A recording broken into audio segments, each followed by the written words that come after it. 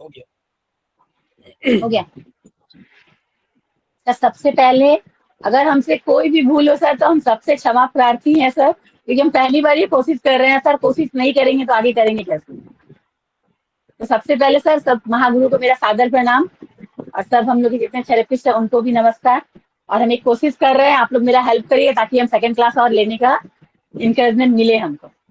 तो जैसा कि पाटीदार सर हम लोग की सबसे पहले डिकोड करने वाले सर हैं, जिन्होंने पहले घुटने का डिकोड किया और उससे ही डिकोड शुरू हुआ हम लोग के सेक्शन में। तो उस डिकोड के ही साथ में ये अब पंजे का डिकोड भी है, जहाँ पर स्वर का प्रॉब्लम आता है। तो टीबिया और फेबुला बोन जहाँ पर अंत होता है, जिसे हम टखना कहते हैं, वहां से ये सारा खेल शुरू होता है, जिससे कि वो नतीजा स्क्वायर तक आता है और स्क्वायर का प्रॉब्लम हम लोग फिर सॉल्व करते हैं। तो इस पंजे को जहाँ पर 26 बोन है, उन्हें हम इस बार बारीकी से सर के बताए अनुसार हम जो अध्ययन किए उसको हम बताने का चेष्टा करते हैं। तो सबसे पहले टीबिया और फेबुला बोन जहाँ खत्म होता है, वहां वो चौड़ा रूप लेता है, जिसे हम टखना कहते हैं। यहाँ पर इस भाषा में मतलब पढ़ाई के लैंग्वेज में जहाँ हम लोग जानते हैं उसे मेटा मेटा मेलेओलस कहते हैं, दोनों भागों को। जो भाग अंदर की तरफ में होता है उसे मीडियल मेटाओलस कहते हैं, और जो बाहर की तरफ होता है उसे लेटरल मेटाओलस कहते हैं। ठीक है। अब आते हैं हम पंजे के ऊपर, जो कि 3 भागों में बटा होता है। वो होता है टार्सल, मेटाटार्सल और फेलेंजस। टार्सल जो होता है उसमें 7 बोन्स होते हैं, और मेटाटार्सल जो होता है उसमें 5 बोन्स होते हैं, और जो फेलेंजस होता है उसमें 14 बोन्स होते हैं। अब हम देखते हैं इनके क्या क्या नाम है और कहाँ कहाँ स्थित है। तो जो टार्सल बोन है उसमें पहला होता है जो बाहर की तरफ सामने की तरफ होता है, उसे टेलस बोन्स कहते हैं। ठीक उसके नीचे आता है कैल्केनियस बोन। हमें सर ने कहा कि कैल्केनियस बोन पे हमें अधिकतर ध्यान देना है, क्योंकि अधिकतर स्पर इसी में आता है। रिपोर्ट्स में भी कैल्केनियस स्पर को ही इंडिकेट किया जाता है, तो हमें इस पे विशेष ध्यान देना है। इसके बाद आता है नेविकुलर बोन्स, जो कि मीडियल साइड में होता है। उसके बाद होता है 4th नंबर होता है जो बाहरी साइड में होता है, उसे बोलते हैं क्यूबाइट बोन। अब इसके बाद आता है मीडियल बोन होता है, जो कि आप खुद ही 3 भागों में बटा होता है, उसे कहते हैं क्यूनिफॉर्म बोन। ये 3 भागों में होता है, सेम जैसे कि अंदर की तरफ हुआ तो मीडियल, बाहर की तरफ हुआ तो लेटरल, और मिडिल में होता है तो मीडियल, एक मिनट रुकिए सर, इंटरमीडियल बोन। तो ये बोन भी कंप्लीट हुआ। इसके बाद हम आते हैं मेटाटार्सल पर, जो कि फिंगर्स के बोन से ज्वाइन होता है। इनको इनकी काउंटिंग के अनुसार में इनका नाम रखा गया है। जैसे फर्स्ट हुआ तो first metatarsal bone, second metatarsal bone, third metatarsal bone and fourth and fifth metatarsal bone. ये होता है। इसके जो सामने वाला भाग होता है उसे बोलते हैं फेलेंजस, जहाँ की 14 बोन्स होते हैं, जो कि प्रत्येक फिंगर को डिवाइड करता है। जैसे फर्स्ट फिंगर हो थंब को, उसको 2 भागों में डिवाइड करता है, और जो बाकी फिंगर्स होते हैं वो 3-3 भागों में डिवाइड होते हैं। सर इसके बाद नहीं किए सर।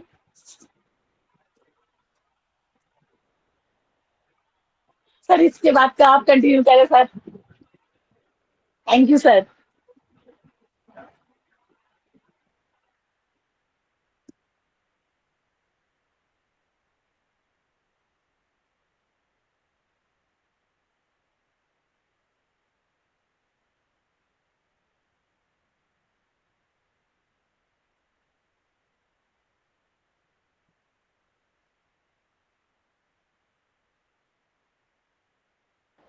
बहुत बहुत धन्यवाद विनीता जी, आपने बहुत ही सुंदर प्रस्तुति की और बहुत ही सरल शब्दों में, और जो हमारे डिकोड मास्टर हैं उन्हीं की जुबानी आपने अपने शब्दों में इसको डिकोड करने का प्रयत्न किया और बहुत ही शानदार रहा, आनंद आ गया।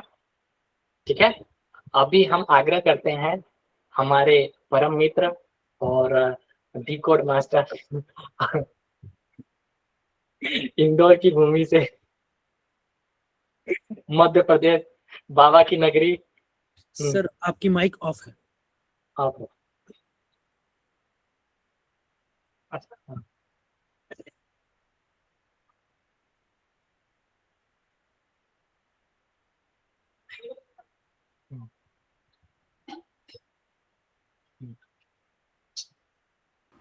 धन्यवाद पंडित जी। विनीता जी जायसवाल, आपका बहुत बहुत धन्यवाद। सबसे पहले तो धन्यवाद पंडित जी को, ओंकार नाथ जी को। ये जो है हमारे दोस्तों की फैमिली को बढ़ा रहे हैं लगातार। मैंने कहा था जो मेरे ही शब्दों को रिवीजन करवा पाएगा, जो मेरे साथ जुड़ पाएगा, वो सब मेरे दोस्तों की श्रेणी में शामिल हो जाएंगे। मैं चाहता हूं कि आप सब जो है न्यूरोथेरेपिस्ट जो हैं वो मेरे दोस्त बने, ना कि मेरे विद्यार्थी बने। और उसकी श्रृंखला को बड़ा करते जा रहे हैं। पंडित जी मेरी एक एक बातों का बड़ा ध्यान रखते हैं, बहुत अच्छे मित्र हैं वो मेरे, कि मेरी एक एक बातों का ध्यान रखते हैं और उन बातों को पूरा करने का लगातार प्रयास करते हैं। तो उनका बहुत बहुत धन्यवाद। वेद पढ़ेंगे तो आगे बढ़ेंगे। जय गुरु जी, जय न्यूरोथेरेपी। जैसे कि अभी विनीता जायसवाल जी ने बहुत अच्छा बताया। एक्चुअली में ये आपको कॉन्फिडेंस देता है। जब आप बार बार इसको सुनेंगे और जब बार बार इसको दोहराएंगे तो आपको इन चीजों की याद हो जाएंगे, नाम याद हो जाएंगे। जब एक पेशेंट आपके पास में आएगा ना, देखिए आप कभी बहुत बार ऐसा होता है हमारे साथ में, कई न्यूरोथेरेपिस्ट को शिकायत होती है, सर हमें पेशेंट तो मिल जाते हैं लेकिन वो लंबे समय तक हमारे साथ ट्रीटमेंट नहीं करवाते हैं। दूसरी दिक्कत ये आती है एक न्यूरोथेरेपिस्ट के करियर में कि एक पेशेंट आता है लेकिन वो दूसरे पेशेंट का को उसके बारे में बताएगा या नहीं बताएगा ये जरूरी नहीं होता है। मतलब वो रेफर देगा कि नहीं देगा दूसरे पेशेंट को, ये सबसे जरूरी होता है। एक हम न्यूरोथेरेपिस्ट के पास पेशेंट आता है, एक पेशेंट ठीक होता है तो वो दूसरा पेशेंट भेजता है, और दूसरा ठीक होता है तो तीसरा भेजता है, या एक पेशेंट ठीक हुआ तो चार चार पेशेंट भी भेज देता है। कई बार ऐसा होता है। यदि आप चाहते हैं कि हमारा एक पेशेंट चार चार पांच पांच पेशेंट भेजे तो आपके साथ उसके साथ टेक्निकली बातें करना होगी, आपको उसको समझना होगा। और कभी कभी है ना उसकी बातों को शांत करने के लिए, और बहुत बार आप बोलते होंगे ना कि यार हमारा पेशेंट हमारी जान खाता रहता है, सर मेरे को तो आराम नहीं हो रहा है, मेरे को तो ये हो रहा है, मेरे को तो वो हो रहा है।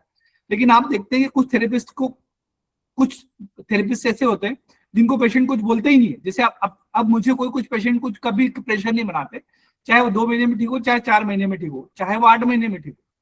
क्यों नहीं होता है? क्योंकि मेरी छवि उसके सामने ऐसी पेश होती है। मतलब मैं जब बात करता हूँ तो बड़ी टेक्निकल बात करता हूँ। जैसे आप एक बड़ी बड़ी बातें कर देंगे ना, ऐसे बड़े बड़े शब्द कह देंगे ना, तो आपका पेशेंट आपको बहुत अच्छे लेवल पे मान लेगा। फिर वो आपके साथ कभी बहस नहीं करेगा, कभी आपको परेशान नहीं करेगा, वो आपके साथ आपकी बातें मानेगा।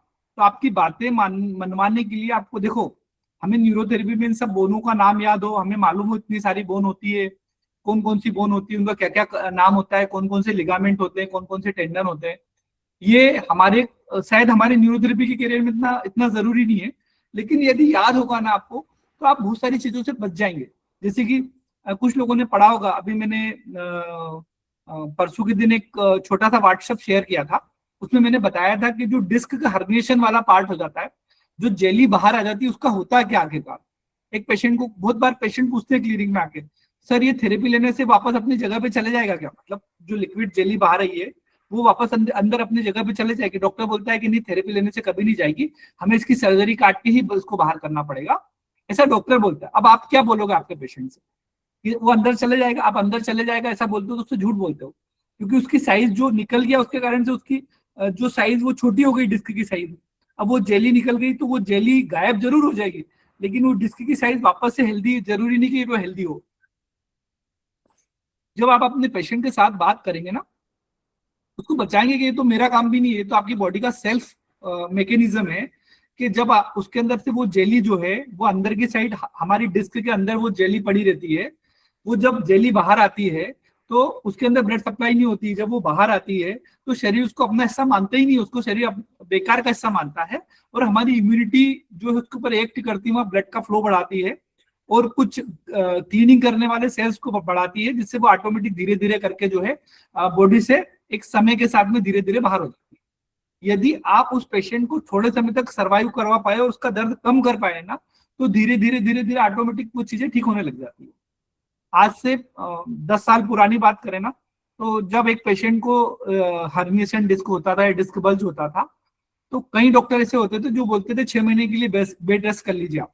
बेड रेस्ट करने से क्या होता था, उनको दर्द खत्म हो जाता, दर्द नहीं रहता था ज्यादा, क्योंकि चलने फिरने का काम नहीं होता था।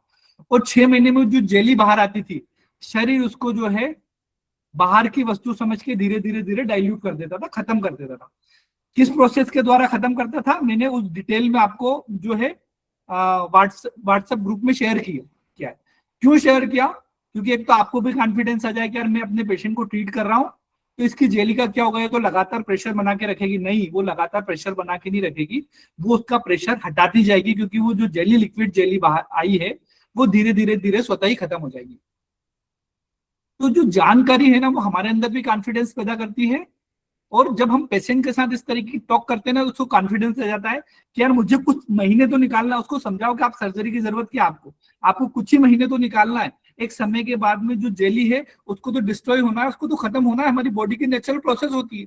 नहीं आ रहा समझ में तो गूगल महाराज से पूछ लो कि वो खत्म होती कि नहीं होती है। एक डॉक्टर है, एमडी डॉक्टर, उन्होंने भी अपना एक क्लिप डाला है। उन्होंने खुद बताया है कि जो है बॉडी अपने अंदर जो है फिजियोसाइटोसिस जो सेल्स होते हैं, वो ऑटोमेटिक जो है एक विशेष प्रकार की कोशिकाएं होती है जिनको माइक्रोफेज भी कहा जाता है, वो इनको ऑटोमेटिक खत्म कर दी जाती है, डेड सेल्स को खत्म कर दी जाती है। तो हमारे शरीर ऑटोमेटिक उसको ठीक कर लेता है। तो आप एक पेशेंट के साथ एक बेहतर प्लानिंग कर सकते हो और उस प्लानिंग के तहत उसका इलाज कर सकते हो, तो वो पेशेंट आपसे लगातार जुड़ा रहता है। आइए आपको बात समझ में, 1 मिनट है ना बस।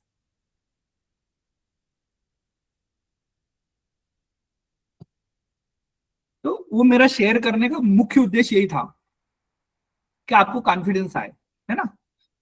अब हम बात करेंगे हिल पेन के बारे में। हमने पुराने जो सत्र था हमारा, उसमें जाना था कि हिल में कैसी हड्डियां, कौन कौन सी हड्डियां होती है, कौन कौन से लिगामेंट्स होते हैं, कौन कौन से टेंडन होते हैं। आज उसका छोटा सा रिवीजन करवा दिया विनीता जी ने, उनको वापस से मैं धन्यवाद देता हूँ।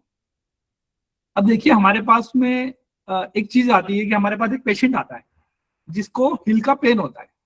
अब एक थेरेपिस्ट को, एक नया थेरेपिस्ट है या पुराना थेरेपिस्ट है, वो खुद चाहता है कि यार मैं खुद एक ट्रीटमेंट बना लूं, या मैं मुझे किसी से पूछना नहीं पड़े, या मुझे कोई जवाब नहीं देता है, या ये सारी आपके जो चीजें है ना वो कंप्लीट खत्म करने की कोशिश करूंगा मैं इस क्लास के अंदर, कि एक डिजीज का प्रोटोकॉल कैसे बनाया जाता है, उसके प्रोटोकॉल बनाने में आपको क्या क्या करना होता है। देखिए किसी भी डिजीज को ठीक करने के प्रोटोकॉल बनाने के लिए एक तो सबसे पहले आपको आपके अंदर का खजाना तलाशना होता है।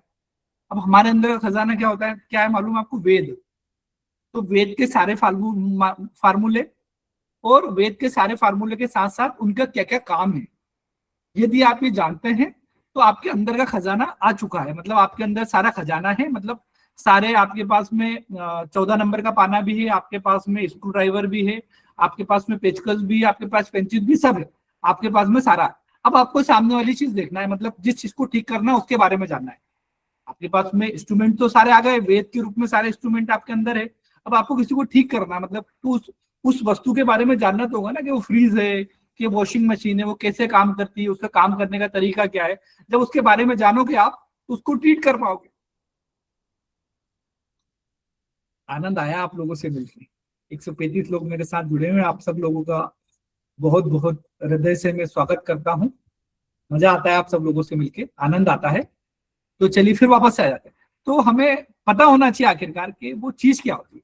अब हम यहाँ हिल स्पर के बारे में बात करें, तो जैसे मैंने लास्ट क्लास में बात करा था कि हिल पेन होता क्यों। देखो सबसे ज्यादा कुछ चीज होती है ना, तो एडी के पीछे दर्द वाली होती है और एक एडी के ऊपर दर्द होता है ना, दो चीजें होती है।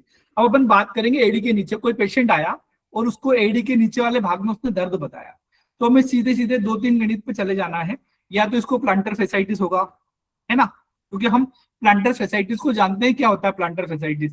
या इसको क्या होगा, हिल स्पर होगा, जिसको कैल्केनियल स्पर भी कहा जाता है। क्या कहा जाता है? कैल्केनियल स्पर भी कहा जाता है। दो चीजें होगी।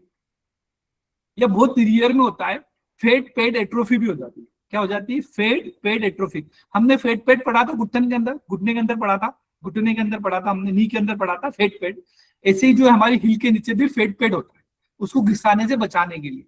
तो एक वो बीमारी होती है। तो 3 बीमारी होती है जिसके कारण एड़ी के नीचे साइड वाले हिस्से में दर्द होता है। अब हमें इसको थोड़ा सा और जान लेना होता है कि ये आखिरकार क्यों होता है। तो इसमें क्या होता है कि जब एक व्यक्ति लगातार एक जगह खड़ा रहता है, या उसको किसी कारण से कोई मैकेनिकल इंजुरी होती रहती है, कोई स्ट्रेस लेवल बढ़ता रहता है, वो नीचे के मांसपेशियों पे तनाव आता रहता है, वो या तो गलत तरीके से चलता है, या वो गलत स्लीपर का इस्तेमाल कर रहा है, या वो गलत जूते का इस्तेमाल कर रहा है। अधिकतर इस बीमारी से अधिकतर महिलाएं ग्रस्त होती है। उसका मुख्य कारण होता है उनके जीवन में खड़े होने की, किचन के अंदर खड़े होने की लिमिटेशन ज्यादा होती है। दूसरे, मैंने अपनी लाइफ में जो देखे, अधिकतर वो डॉक्टर होते हैं, जो सर्जन होते हैं, जो घंटों एक साथ खड़ा रह के, एक जगह खड़ा रहकर सर्जरी करते हैं। उन लोगों का अधिकतर जो है एडी में पेन होना शुरू हो जाता है। ये अधिकतर वो लोग जो एक एक जॉब कर रहे हैं जिसमें उनको लगातार खड़ा रहना होता है, उनको अधिकतर जो है हिल पेन की होती है, शिकायत करते हैं वो लोग। क्यों होता है एक्चुअली में, होता क्या है देखिएगा, आप समझिएगा इस बात को। हम किसी भी डिजीज का देखिए आज जो ट्रीटमेंट बनाएंगे ना वो आपका दिमाग बनाने लग जाएगा। मैं आपको वो दिशा बता रहा हूं जिससे आपका दिमाग जो है ट्रीटमेंट बनाना शुरू कर दे। हमने वेद का ज्ञान कर लिया, अब हम थोड़ा सा हमारे फ्रिज के बारे में जानना चाह रहे हैं, जिसको हम ठीक करना चाह रहे हैं। तो वो क्यों आखिरकार बीमार हुआ, उसकी मैकेनिज्म प्रोसेस क्या है, वो हमें समझना होगा। जब वो लगातार खड़े रहना तो लगातार एक हिस्से में चोट लगती है, बार बार इंजुरी होती है ना, तो शरीर उसको खत्म होने से बचाने के लिए वहां पर कुछ नए कैल्शियम के सेल्स को जाके इकट्ठा कर लेता है। क्या कर लेता है, नए कैल्शियम के सेल्स को जाके इकट्ठा कर लेता था, और धीरे धीरे धीरे वो हमारी जो नीचे वाली हड्डी होती है जिसको कैल्केनियल बोन कहा जाता है, वहां पर जाके उस हड्डी के साथ जुड़ जाता है, मतलब परमानेंट कनेक्शन बना लेता है उसके साथ, उसी का भाग हो जाता है। वो तो भाग बन गया किस चीज के लिए, कि यार ज्यादा लोड नहीं पड़े, इस लोड से बचाने के लिए जो लगातार लंबी देर के लिए व्यक्ति खड़ा रहता था, उस लोड से बचाने के लिए उसने हमारे बॉडी के डिफेंस मैकेनिज्म ने क्या करा, वहां पर जाके कैल्शियम के सेल्स को इकट्ठा कर लिया। लेकिन उससे क्या हुआ, जो वहां के आसपास के मसल्स थे, जो टेंडन थे, जो सेल्स थे ना, उनमें उनको उस पुरानी अवस्था के साथ रहने की आदत थी। अब नया पार्ट बन गया, इसके साथ रहने की आदत तो है नहीं, तो वो धीरे धीरे इंजर्ड होने लग जाते हैं। जब हम चलते हैं तो लोड आता है, और लोड आता है तो धीरे धीरे धीरे उसमें इंजुरी होना शुरू हो जाती है, उनमें धीरे धीरे धीरे धीरे घाव होना शुरू हो जाते हैं। तो उसके कारण से वहां इन्फ्लामेशन हो जाता है और वो सेल्स डेड होने लग जाते हैं, जिसको हम इंजुरी कह देते हैं, और उसके कारण से हमारी स्थिति बिगड़ जाती है, मतलब हमें पेन होने लग जाता है। एक डिफेंस मैकेनिज्म ने कैल्शियम जाके इकट्ठा करा, और कैल्शियम इकट्ठा करने के बाद में क्या हुआ कि हमारे शरीर के आसपास के जो दूसरे मांसपेशियां थे जिनको उसके साथ रहने की आदत नहीं थी, वो डेड होना शुरू हो गए, और डेड होना शुरू हुआ तो फिर हमें दर्द होना शुरू हो गया, दर्द होना शुरू हो गया तो हमें परेशान करना शुरू हो गया। एक तरफ तो हमारा मैकेनिज्म हमें ठीक रखने की कोशिश कर रहा है, और उसी मैकेनिज्म के कारण से जो उसने प्रोसेस को ढांचा बनाया है, उसी के कारण से हमें दर्द हो रहा है। अच्छा, अब इसमें बॉडी क्या करती है, हमारा शरीर क्या करता है, हमारा शरीर क्या करता है इस चीज को ठीक करने के लिए, जो वहां के सेल्स है ना जिसमें इंजुरी हो रही है उनको रिपेयर करता है। क्या करता है, उनको रिपेयरिंग करने का काम करता है। अब जब रात को हम सोते हैं ना, तो हमारे शरीर के अंदर एक प्रोसेस होती है जो उसको रिपेयर करने का काम करती है। क्या करती है, एक प्रोसेस होती है जो उसको रिपेयर करने का वर्क करती है। अब वो रिपेयर करने का तो वर्क करी उसने, लेकिन हमने क्या करा, हम रात भर सोए थे, रात भर की रिपेयरिंग हो गई। अब रिपेयरिंग होने के कारण क्या हुआ कि वो जो सेल्स हैं,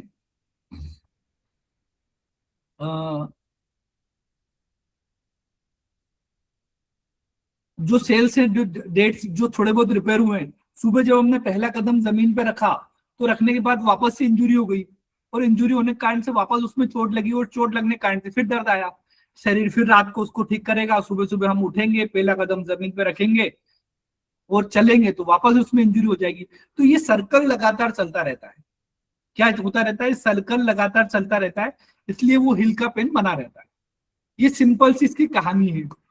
अब इसकी कहानी में हमारा रोल क्या है, देखिए हमें करना क्या है। देखो, एक एज अ न्यूरोथेरेपिस्ट होकर हम क्या करते हैं, हमारे शरीर की मदद करते हैं। क्या करते हैं, हमारे शरीर की हेल्प करते हैं, उसकी मदद करते हैं। इतना आया आप लोगों को समझ में, इतना आया आप लोगों को समझ में।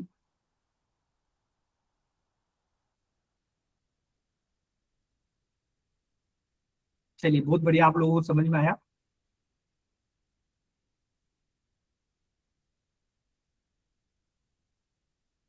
तो एक बात तो हमें समझ में आ गई कि ये जो हड्डी बढ़ी है, इस पर हुआ, ये हुआ क्यों हमें, ये हमारी बॉडी का सेल्फ मैकेनिज्म था, और ये ठीक क्यों नहीं हो पा रहा, ये भी हमें समझ में आ गया कि रात भर में जो रिपेयरिंग वाली प्रोसेस हुई, जो माइक्रोफेज आए, जो उसको रिपेयर करने वाली प्रोसेस हुई, उसको क्या करा हमने, सुबह जाके उसको बिगाड़ दिया, है ना। अब हम न्यूरोथेरेपी में क्या कर सकते हैं, हम उसी प्रोसेस को फॉलो कर सकते हैं जो हमारा शरीर करता है। हम किसी भी डिजीज के प्रोटोकॉल को न्यूरोथेरेपी में उस तरीके से बनाते हैं जिस तरीके से हमारा शरीर काम करता है। जैसे कि एक छोटा सा उदाहरण दूसरा जोड़ूंगा मैं, कि जब हमारे शरीर में बुखार आता है, मतलब फीवर आता है, तो हमारे शरीर में इन्फेक्शन होता है। तो उस इन्फेक्शन से लड़ने के लिए हमारे जो लीवर के कुफर सेल्स है वो एंटीबॉडीज बनाते हैं और उससे लड़ते हैं, उसको खत्म करते हैं। हमारी थाइमस ग्लैंड कुछ सिस्टम क्रिएट करती है और उसको जो है उन वायरस को मारती है। ये हमारे शरीर के अंदर सिस्टम होता है। हम क्या करते हैं, न्यूरोथेरेपी में सेम फार्मूला यूज करते हैं, 1 पॉइंट लीवर को स्टिमुलेशन करते हैं और हमारे फीवर को कम करते हैं। हमारे शरीर में कोई क्लॉट आ गया है ना, तो हमारे शरीर में सबसे ज्यादा हेपरिन और प्लाज्मिन का बनता है, हमारे लंग्स और लिवर में बनता है। तो हम क्या करते हैं, हमारे लंग्स और लिवर को स्टिमुलेशन करते हैं कि भाई जो शरीर काम करता था वही काम हम करते हैं न्यूरोथेरेपी में। तो अब यहाँ पर वो जो स्पर हो गया है उसके लिए शरीर क्या करेगा, उस कैल्शियम को हटाएगा, नहीं हटाएगा। बहुत सारे थेरेपिस्ट गलती करते हैं कि वो जैसे ही उनके पास में कोई पेशेंट आया हिल स्पर का, तो सबसे पहला ट्रीटमेंट चलाने लग जाते हैं 4 पैरा 7 लीवर 8 चेस्ट 10 एडीआर, मतलब उस स्पर को खत्म करने की कोशिश करते हैं। उस स्पर को खत्म करने की कोशिश मत करिए आप, क्योंकि वो शरीर का हिस्सा बन चुका है और आप उसको खत्म करना भी चाहते हैं और बॉडी एक समय के बाद उसको खत्म कर भी लेगी ना, तो उसमें बहुत लंबा समय लगेगा, आपका पेशेंट घबरा के बंदी हो जाएगा, आपके पास आने बंद हो जाएगा। आपको कुछ नहीं करना है, आपको क्या करना है, समय के साथ साथ उस जो स्पर हो गया उसके साथ उन मांसपेशियों को रहना सिखाना है। क्या करना है, रहना सिखाना है। तो उसके लिए क्या करना है, जो स्पर के कारण से इंजुरी हो रही है मसल्स के अंदर, उसको रिपेयरिंग वाली प्रोसेस में डालना है। अच्छा, जब ऐसा होता है तो हमारा शरीर किस तरीके से फंक्शन करता है, आप ये समझिएगा कि हमारा शरीर किस तरीके से काम करता है। हमारा शरीर क्या करता है, एक इंफ्लामेटरी प्रोसेस को फॉलो करता है, इंफ्लामेटरी रिस्पॉन्स डालता है। जैसे हमें पेन होता है ना, जैसे वो टिश्यूज डैमेज होते हैं, तो सबसे पहले जो आता है वो इंफ्लामेटरी रिस्पॉन्स का आता है। वो इन्फ्लामेशन को खत्म करने के लिए क्या करता है बताए, वो डायरेक्ट कार्टिसोल हार्मोन से नहीं निकालेगा उस इन्फ्लामेशन को खत्म करने के लिए, वहां ब्लड के फ्लो को बढ़ाएगा। क्या करेगा, ब्लड के फ्लो को बढ़ाएगा, साथ में थोड़े न्यूट्रिशन वैल्यू को ऐड कर देगा वहां के सेल्स को रिपेयर करने के लिए, जो ऑलरेडी हमारे ब्लड के अंदर मौजूद होते हैं। ब्लड क्यों बढ़ाता है, क्योंकि ब्लड के अंदर वो न्यूट्रिशंस वैल्यू होती है जो वहां जाके उसको रिपेयर करती है। आया आपको समझ में? तो अब हमारा शरीर क्या काम करता है, देखिए आप समझिएगा कि ब्लड के फ्लो को बढ़ाना, तो हमारा ट्रीटमेंट निकल के आया हिल स्पर के लिए। क्या निकल के आया, उस चीज को रिपेयर करने के लिए हम क्या करेंगे, सबसे पहले वहां ब्लड के फ्लो को बढ़ाएंगे। अब हमें पता है कि ब्लड के फ्लो को बढ़ाने के लिए क्या क्या ट्रीटमेंट दिया जाता है, पता है ना आप सब लोगों को। सबसे पहला ट्रीटमेंट आता है ब्लड के फ्लो को इंक्रीज करने के लिए, कि यदि बीच में कोई क्लाट आ रहा है, कोई थक्का आ रहा है, तो हम उसको हटाएं। और उसको हटाने के लिए हमारे पास में कोई चीज फार्मूला है, तो वो है heparin formula, P heparin formula उसमें से एक हो सकता है। तो एक ट्रीटमेंट सीधा सीधा निकल के आया। आपको समझ में आया कि किसी भी डिजीज के प्रोटोकॉल को बनाने के लिए हमें उस डिजीज को समझना होता है, कुछ फ्रीज के काम को समझना होता है कि वो किस तरीके से काम कर रहा है। फिर हमें उसके नंबर का पाना निकालना होता है कि 13 नंबर का पाना या 18 नंबर का पाना लगेगा या 22 नंबर का पाना लगेगा, या इसमें स्क्रू ड्राइवर का काम है या ड्रिलिंग का काम है, करना क्या पड़ेगा, हथौड़ी चलाना पड़ेगी। तो ये हमने 14 नंबर का पाना निकाल लिया। 14 नंबर का पाना क्या है, 14 नंबर का पाना जो है हमारा है वो पी हेपरिन फार्मूला है, वो हमने ब्लड का फ्लो बढ़ा दिया।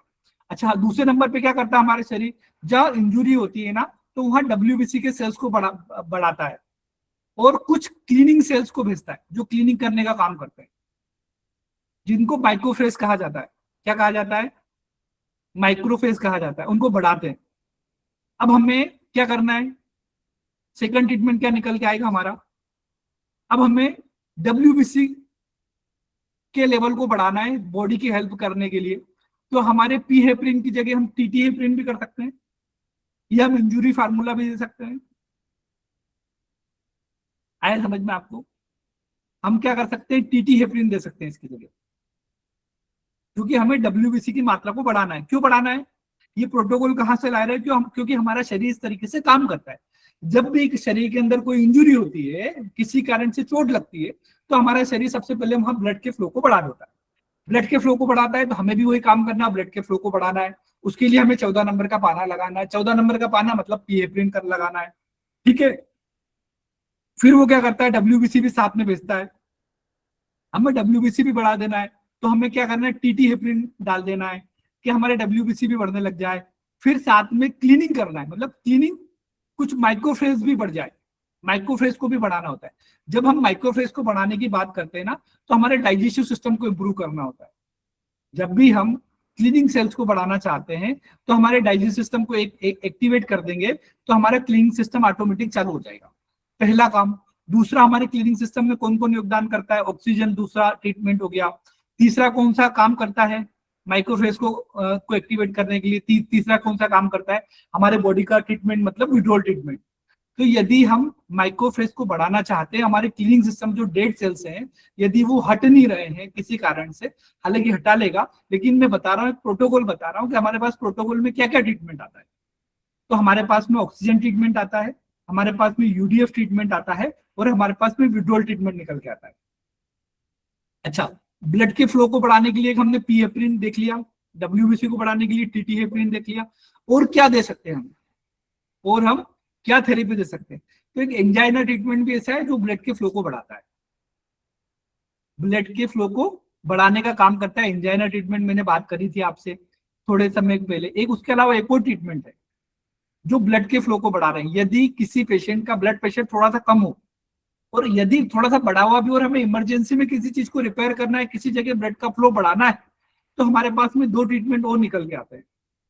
महिलाएं जिन लोगों को मेंसेस में ज्यादा ब्लीडिंग होती है, उनके लिए एंजियोटेंसिन नंबर 2, और एक और जो दूसरा ट्रीटमेंट निकल के आता है वो 2 पेरा, या फिर माइल्ड मल्टीविटामिन 2 पेरा वाला। ये जो क्या करते हैं, आर्टरियों को कॉन्ट्रिक्ट कर देते हैं, जिससे ब्लड का फ्लो बढ़ जाता है। तो हमारा पहला जो चरण हुआ इसके अंदर, वो हुआ इंफ्लामेटरी रिस्पॉन्स। और इंफ्लामेटरी रिस्पॉन्स को खत्म करने के लिए हमारे पास कोई ट्रीटमेंट निकल के आता है, तो वो है 14 नंबर का पाना। 14 नंबर का पाना हमारा पी हेपरिन है, लेकिन हमें उसमें WBC और डालना है, तो हम 16 नंबर का पाना लगा देंगे, तो हमारा TT हेपरिन बन जाएगा। क्या बन जाएगा? TT हेपरिन फार्मूला आ जाएगा, जो WBC की मात्रा को बढ़ा देगा। और हमारे प्राइमरी ट्रीटमेंट यही निकल के आते। यदि किसी पेशेंट को रिजल्ट नहीं आते, तो फिर हम एंजाइना ट्रीटमेंट में भी जा सकते हैं, और फिर हम जो है जैसे किसी पेशेंट को आप पी हेपरिन दे रहे हैं लेकिन रिजल्ट नहीं आ रहे, नहीं आएंगे। किसको नहीं आएंगे? उस व्यक्ति को नहीं आएंगे जिस व्यक्ति के शरीर में ऑक्सीजन की कमी है, तो उसको आपको ऑक्सीजन ऐड करना पड़ेगा। उस व्यक्ति को निकल के नहीं आएंगे जिस व्यक्ति का बॉडी का टेम्परेचर लो है, तो उसको विड्रॉल ट्रीटमेंट देना पड़ेगा। उस व्यक्ति को निकल के नहीं आएंगे जिस व्यक्ति क्या ब्लड का प्रेशर कम है, तो उसके लिए हमें क्या देना पड़ेगा? या तो एंजियोटेंसिन नंबर 2 फार्मूला देना पड़ेगा, या फिर क्या देना पड़ेगा? लिख के भेजो फटाफट, कोई लिख के भेजो। या माइल्ड मल्टीविटामिन 2 पेरा वाला। 2 पेरा भी वेसोप्रेसिन बनाकर हमारी आर्टरियों को कॉन्ट्रैक्ट करता है, जिससे ब्लड का फ्लो बढ़ता है। आई बात समझ में आपको? अच्छा, अब कोई आप किसी थेरेपिस्ट से पूछते हो, आपके पास हिल स्पर का पेशेंट आया कि सर मेरे पास हिल स्पर का पेशेंट आया, मुझे ट्रीटमेंट लिख के दे दो। वो ट्रीटमेंट लिख के दे देगा आपको। कौन सा? ब्लड का फ्लो बढ़ाने के लिए उसने TT हेपरिन या पी हेपरिन लिख के दे दिया। अब उसको कैसे पता है कि इस व्यक्ति को ऑक्सीजन की कमी है? वो तो आपको ही देख के पता लगेगा ना पेशेंट को, कि इसका पेशेंट चेहरा थका थका सा है क्या, ये हमेशा थकान महसूस करता है क्या, या कभी आप 4 दिन उसको TT हेपरिन ट्रीटमेंट दे दोगे, उसको रिजल्ट नहीं आएगा, तो आपको पता लगेगा ना। तो ये आप छोटी छोटी बातों पे ट्रीटमेंट जो पूछते हैं ना, भूल जाइए थोड़े दिन के लिए, मत पूछिए आप। अब अपने आप को उस योग्य बनाइए, उस लेवल पे लेके आइए कि आपको समझ में आ पाए। देखिए, सबसे अच्छा ट्रीटमेंट का चुनाव आप स्वयं ही कर सकते हो। वेद पढ़ोगे तो आगे बढ़ोगे, नहीं तो आगे बढ़ नहीं सकते। वेद पढ़ने से मतलब है अपने ज्ञान की वृद्धि करना। मैं आपको वो की दे रहा हूँ, डायरेक्शन दे रहा हूँ, जिस डायरेक्शन में आप आज है ना, डिकोड एक विषय मेरा अलग है कि यहाँ पर हिल्स पर डिकोड हो जाएगा, लेकिन मैं आपको उस तरंग के साथ, उस लय में दौड़ना चाहता हूँ, उस रास्ते पे ले जाना चाहता हूँ जहां आप एक डिजीज का प्रोटोकॉल स्वयं बना पाए। आपको मालूम है कि आपके पास 14 नंबर पाना है और 16 नंबर पाना है, तो आप डिसाइड कर पाए कि आपको 14 नंबर पाना लगाना है, 16 नंबर पाना लगाना है, या फिर 19 नंबर ऑक्सीजन वाला फार्मूला लगाना है, या 22 नंबर विड्रॉल वाला फार्मूला लगाना है। आया समझ में आपको? या मुझे एंजियोटेंसिन नंबर 2 देना है, या वेसोप्रेसिन देना है, या कोई मेरे पास हार्ट का पेशेंट आया जिसको हार्ट फंक्शन सही से नहीं कर रहा है, उसको पी हेपरिन देके क्या करोगे ब्लड का फ्लो बढ़ाने के लिए?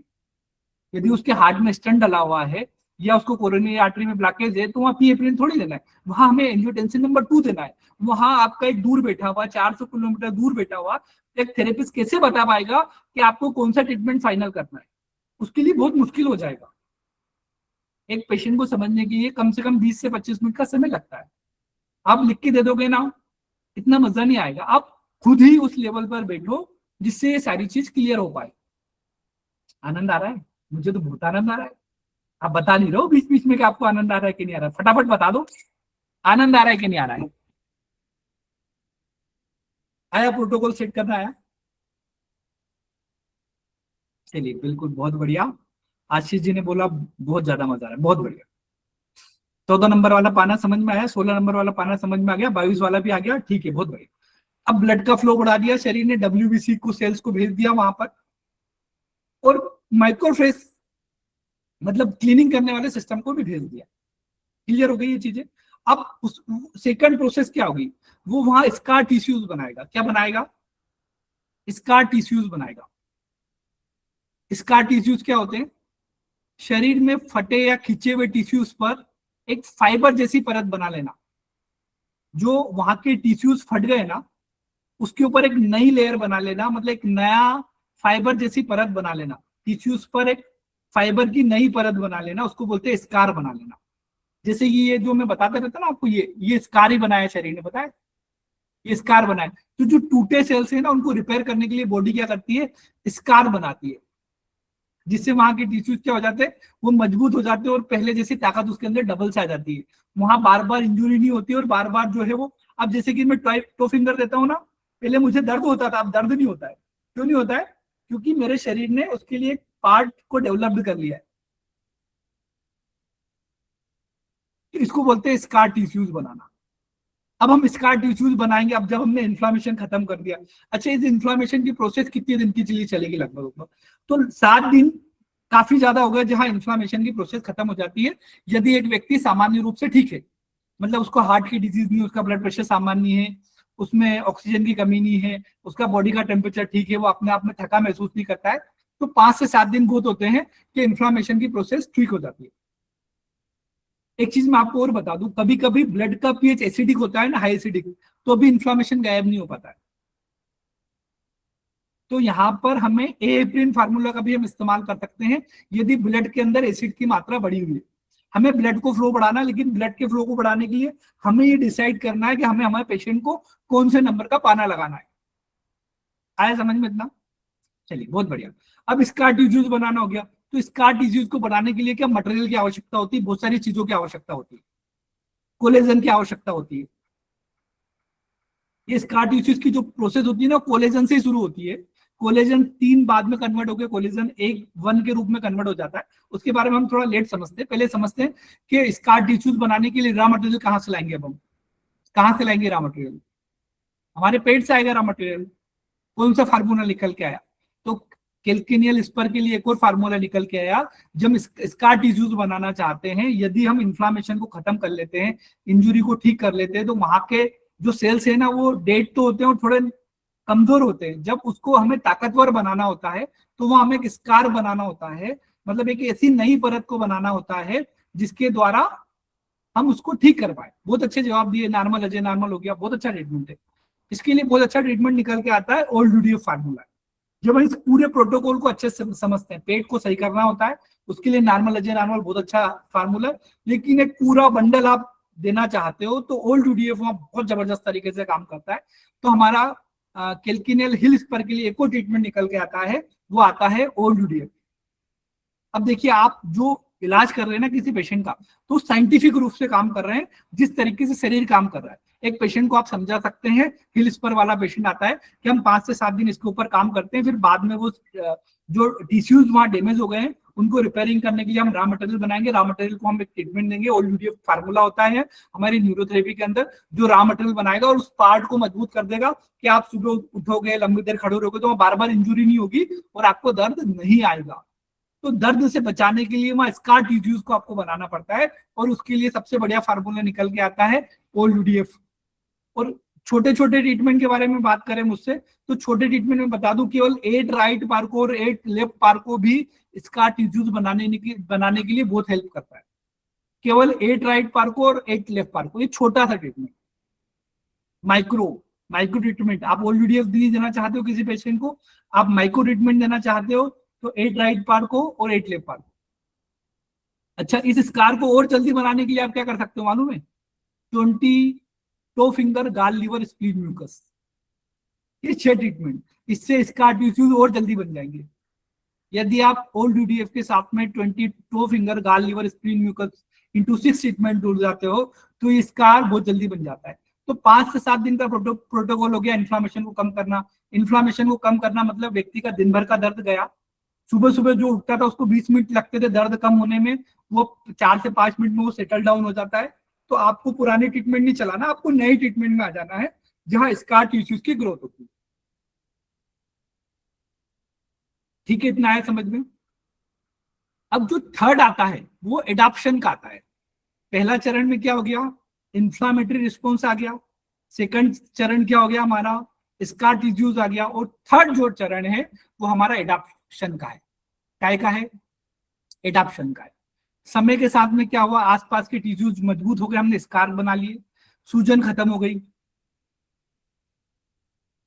शरीर ने जो उभरा हुआ पार्ट है उसके साथ तालमेल बिठा लिया। अब इस चीज को थोड़ा सा प्रोसेस हल्का फुल्का, किसी व्यक्ति को दर्द बढ़ जाता है और इस प्रोसेस को आगे बढ़ाने के लिए हम न्यूरोथेरेपी में किन किन ट्रीटमेंट का सहायता ले सकते हैं एडाप्शन के लिए, मतलब उसके साथ में वो एडाप्ट हो जाए। जो इस पर बढ़ा हुआ है आपने मजबूत कर लिया लेकिन वो एडाप्ट हो जाए। उस एडाप्शन के लिए क्या क्या जरूरी होता है? उसके लिए जरूरी होता है, फिर वहां ट्रीटमेंट निकल के आता है 4 पैरा 7 लीवर 8 चेस्ट 10 एडीआर। वो एडाप्ट कर लेगा। आप जब वो ट्रीटमेंट दोगे ना तो वहां के मसल्स और वो उसको एडाप्शन की प्रोसेस में ले आएंगे। दूसरा ट्रीटमेंट क्या निकल के आता है? आपकी काफ मसल्स को आप फ्री कर लीजिए, जल्दी एडाप्शन हो जाएगा।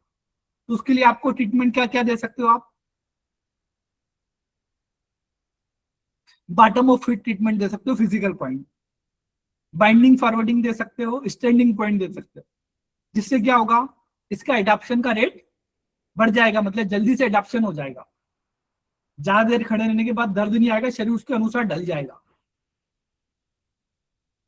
है समझ में? ये प्रोटोकॉल बन गया, सिंपल सा प्रोटोकॉल है। एक हिल स्पर को ठीक करने का सिंपल सा प्रोटोकॉल। किसी भी बीमारी को ठीक करने के लिए आपको सबसे पहले आपके अंदर की विधा को, ज्ञान को बढ़ाना पड़ेगा। सारे पाने लाना पड़ेंगे। सारे पाने मतलब वेद के सारे फार्मूले लाना पड़ेंगे, उनके क्या क्या इस्तेमाल होते हैं, वो किस तरीके से काम करते हैं, उसका ज्ञान आपको होना पड़ेगा। साथ में उस फ्रीज को जानना पड़ेगा। फिर ये जानना पड़ेगा कि शरीर किस तरीके से काम करता है, मतलब वो फ्रीज किस तरीके से काम कर रहा था, उसमें क्या व्याधा है। हमारा शरीर तो सेल्फ रिपेयरिंग फंक्शन करता है ना। यदि हम वो सेल्फ रिपेयरिंग फंक्शन वाले को समझ जाते हैं तो जो है ऑटोमेटिक वो डिजीज हमारी ठीक हो जाएगी और हम उसका प्रोटोकॉल बना पाएंगे बहुत आसानी के साथ में। और जो प्रोटोकॉल, जो थेरेपी आप डिसाइड करेंगे उससे रिजल्ट सबसे फास्ट आएंगे। तो एडाप्शन के लिए बढ़िया ट्रीटमेंट, आपके काफ मसल्स को फ्री करिए। काफ मसल्स को फ्री करने के लिए बॉटम ऑफ फिट है हमारे पास में, स्टैंडिंग फॉरवर्डिंग है हमारे पास में, और स्टैंडिंग पॉइंट है, बाइंडिंग स्टैंडिंग है और स्टैंडिंग पॉइंट है। ये हमारे जो है काफ मसल्स की घिसाई भी कर सकते किसी भी प्रकार से। जो है देखो, बॉटम ऑफ फिट देने के बाद में हिल पेन वाले पेशेंट को ज्यादा अच्छे रिजल्ट आते हैं, इसलिए हम लोग बॉटम ऑफ फिट का यूज करते हैं काफ मसल्स को फ्री करने के लिए। तो ये ट्रीटमेंट ज्यादा अच्छे काम करता है ना। काव्या जी ने लिख के भी भेज दिया कि कौन कौन से ट्रीटमेंट की हमने चर्चा करी। इतना आया समझ में आपको? अच्छा, एक तो ये समझ में आ गया हमें कि भैया एक तो हमारा ये जो है हिल स्पर हो गया, कैल्कुनियल स्पर हो गया, उसका हमने प्रोटोकॉल बना लिए। अब हो गया हमारा एक प्लांटर फेसाइटिस। ये प्लांटर फेसाइटिस क्या होता है और इसके प्रोटोकॉल हम कैसे बनाएंगे? इतना समझ में आया आपको कि जो हिल स्पर होता है वो किस प्रकार से होता है और उसके प्रोटोकॉल कैसे बनाया जाता है, कैसे उसके प्रोटोकॉल बनाए जाते हैं। 4 पैरा 7 लीवर 8 चेस्ट 10 एडीआर दिया जाता है उस कंडीशन में जहां हमें एडाप्शन की जरूरत हो। इसकी प्रोसेस हमारे शरीर में 3 चरणों में होती है। पहले इन्फ्लामेशन के रूप में, जो इन्फ्लामेटरी रिस्पॉन्स हमारा शरीर करता है। सेकंड जो चरण होता है वो स्कार टिश्यूज बनाता है, मतलब वह नए टिश्यूज बनाता है। तीसरा जो चरण होता है वो चरण होता है एडाप्शन के रूप में, मतलब शरीर उसको एडाप्शन कर जाए, उस वाली परिस्थिति में रहना सीख जाए कि उसको दर्द ना आए। एक बार बता दो, आनंद आया? फिर हम प्लांटर फेसाइटिस के बारे में थोड़ा समझ प्रोटोकॉल समझते हैं कि उसका प्रोटोकॉल हम कैसे बनाएंगे, उसका प्रोटोकॉल हम कैसे बनाएंगे।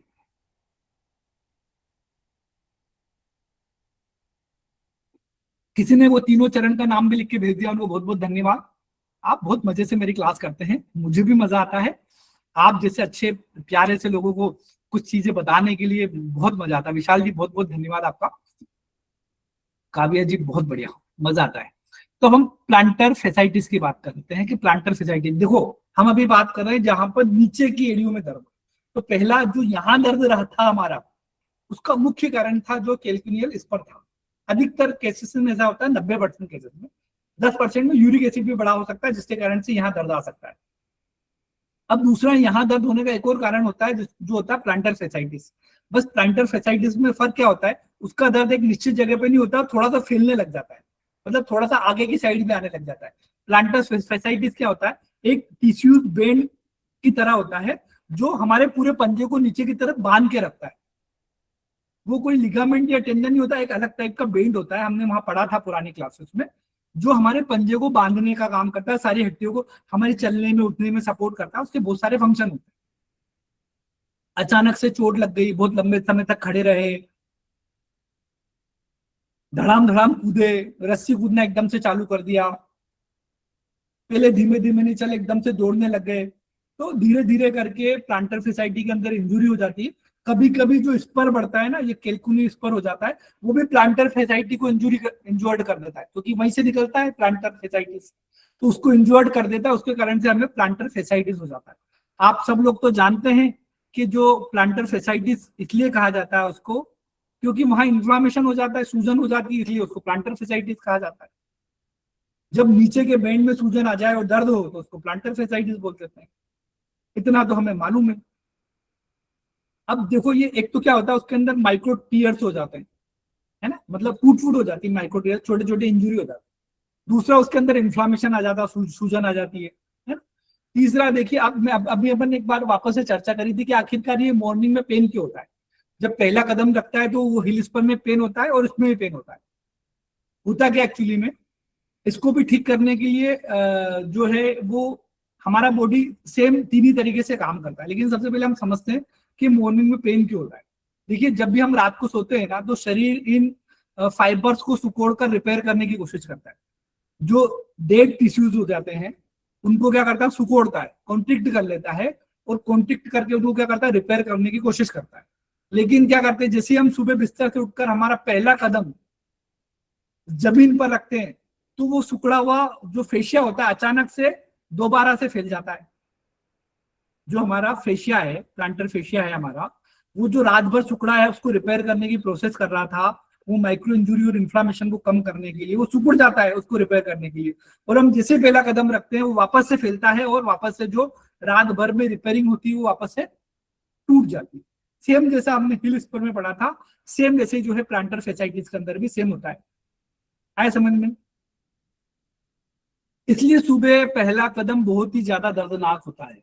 अब आपका कोई पेशेंट पूछे कि सर मुझे दिन भर तो दर्द नहीं होता, सुबह सुबह ही क्यों दर्द होता है, आप भी बहुत बार कंफ्यूजन होते होंगे कि यार आखिरकार ऐसा क्यों होता है। देखिए आपको मैंने बहुत सारी चीजों के बहुत अच्छे अच्छे जवाब दिए हैं।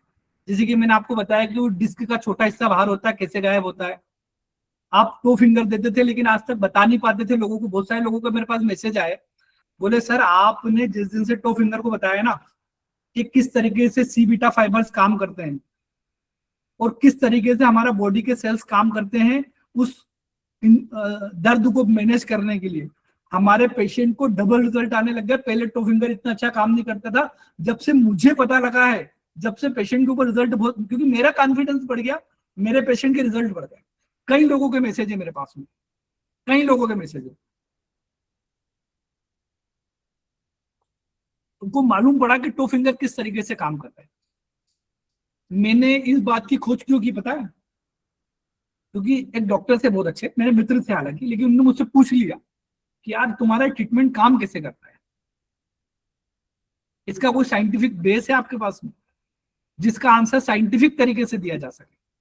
मैंने वो चीजें आपको बताई है ना, आप बेपरवाह होकर किसी भी डॉक्टर के साथ में डिस्कस कर सकते हो, बस अपने लेवल को उस लेवल पे रखना, कॉन्फिडेंस को उस लेवल पे रखना।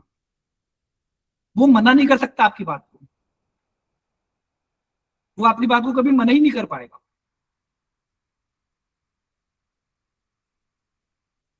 ठीक है, अब हम यहाँ प्लांटर फेसाइटिस की बात कर रहे थे और आपको समझ में आया कि मॉर्निंग का दर्द क्यों होता है, सुबह का दर्द, क्योंकि रात भर में उस फेशिया को रिपेयर करने के लिए उसको हमारा शरीर सुकोड़ लेता है, और जब हम पहला कदम जमीन पे रखते हैं तो वो एकदम से फैल जाता है और जो रिपेयरिंग वाली प्रोसेस वो खत्म हो जाती है और उसमें वापस से टीयर हो जाता है और बहुत पेनफुल होता है पहला कदम।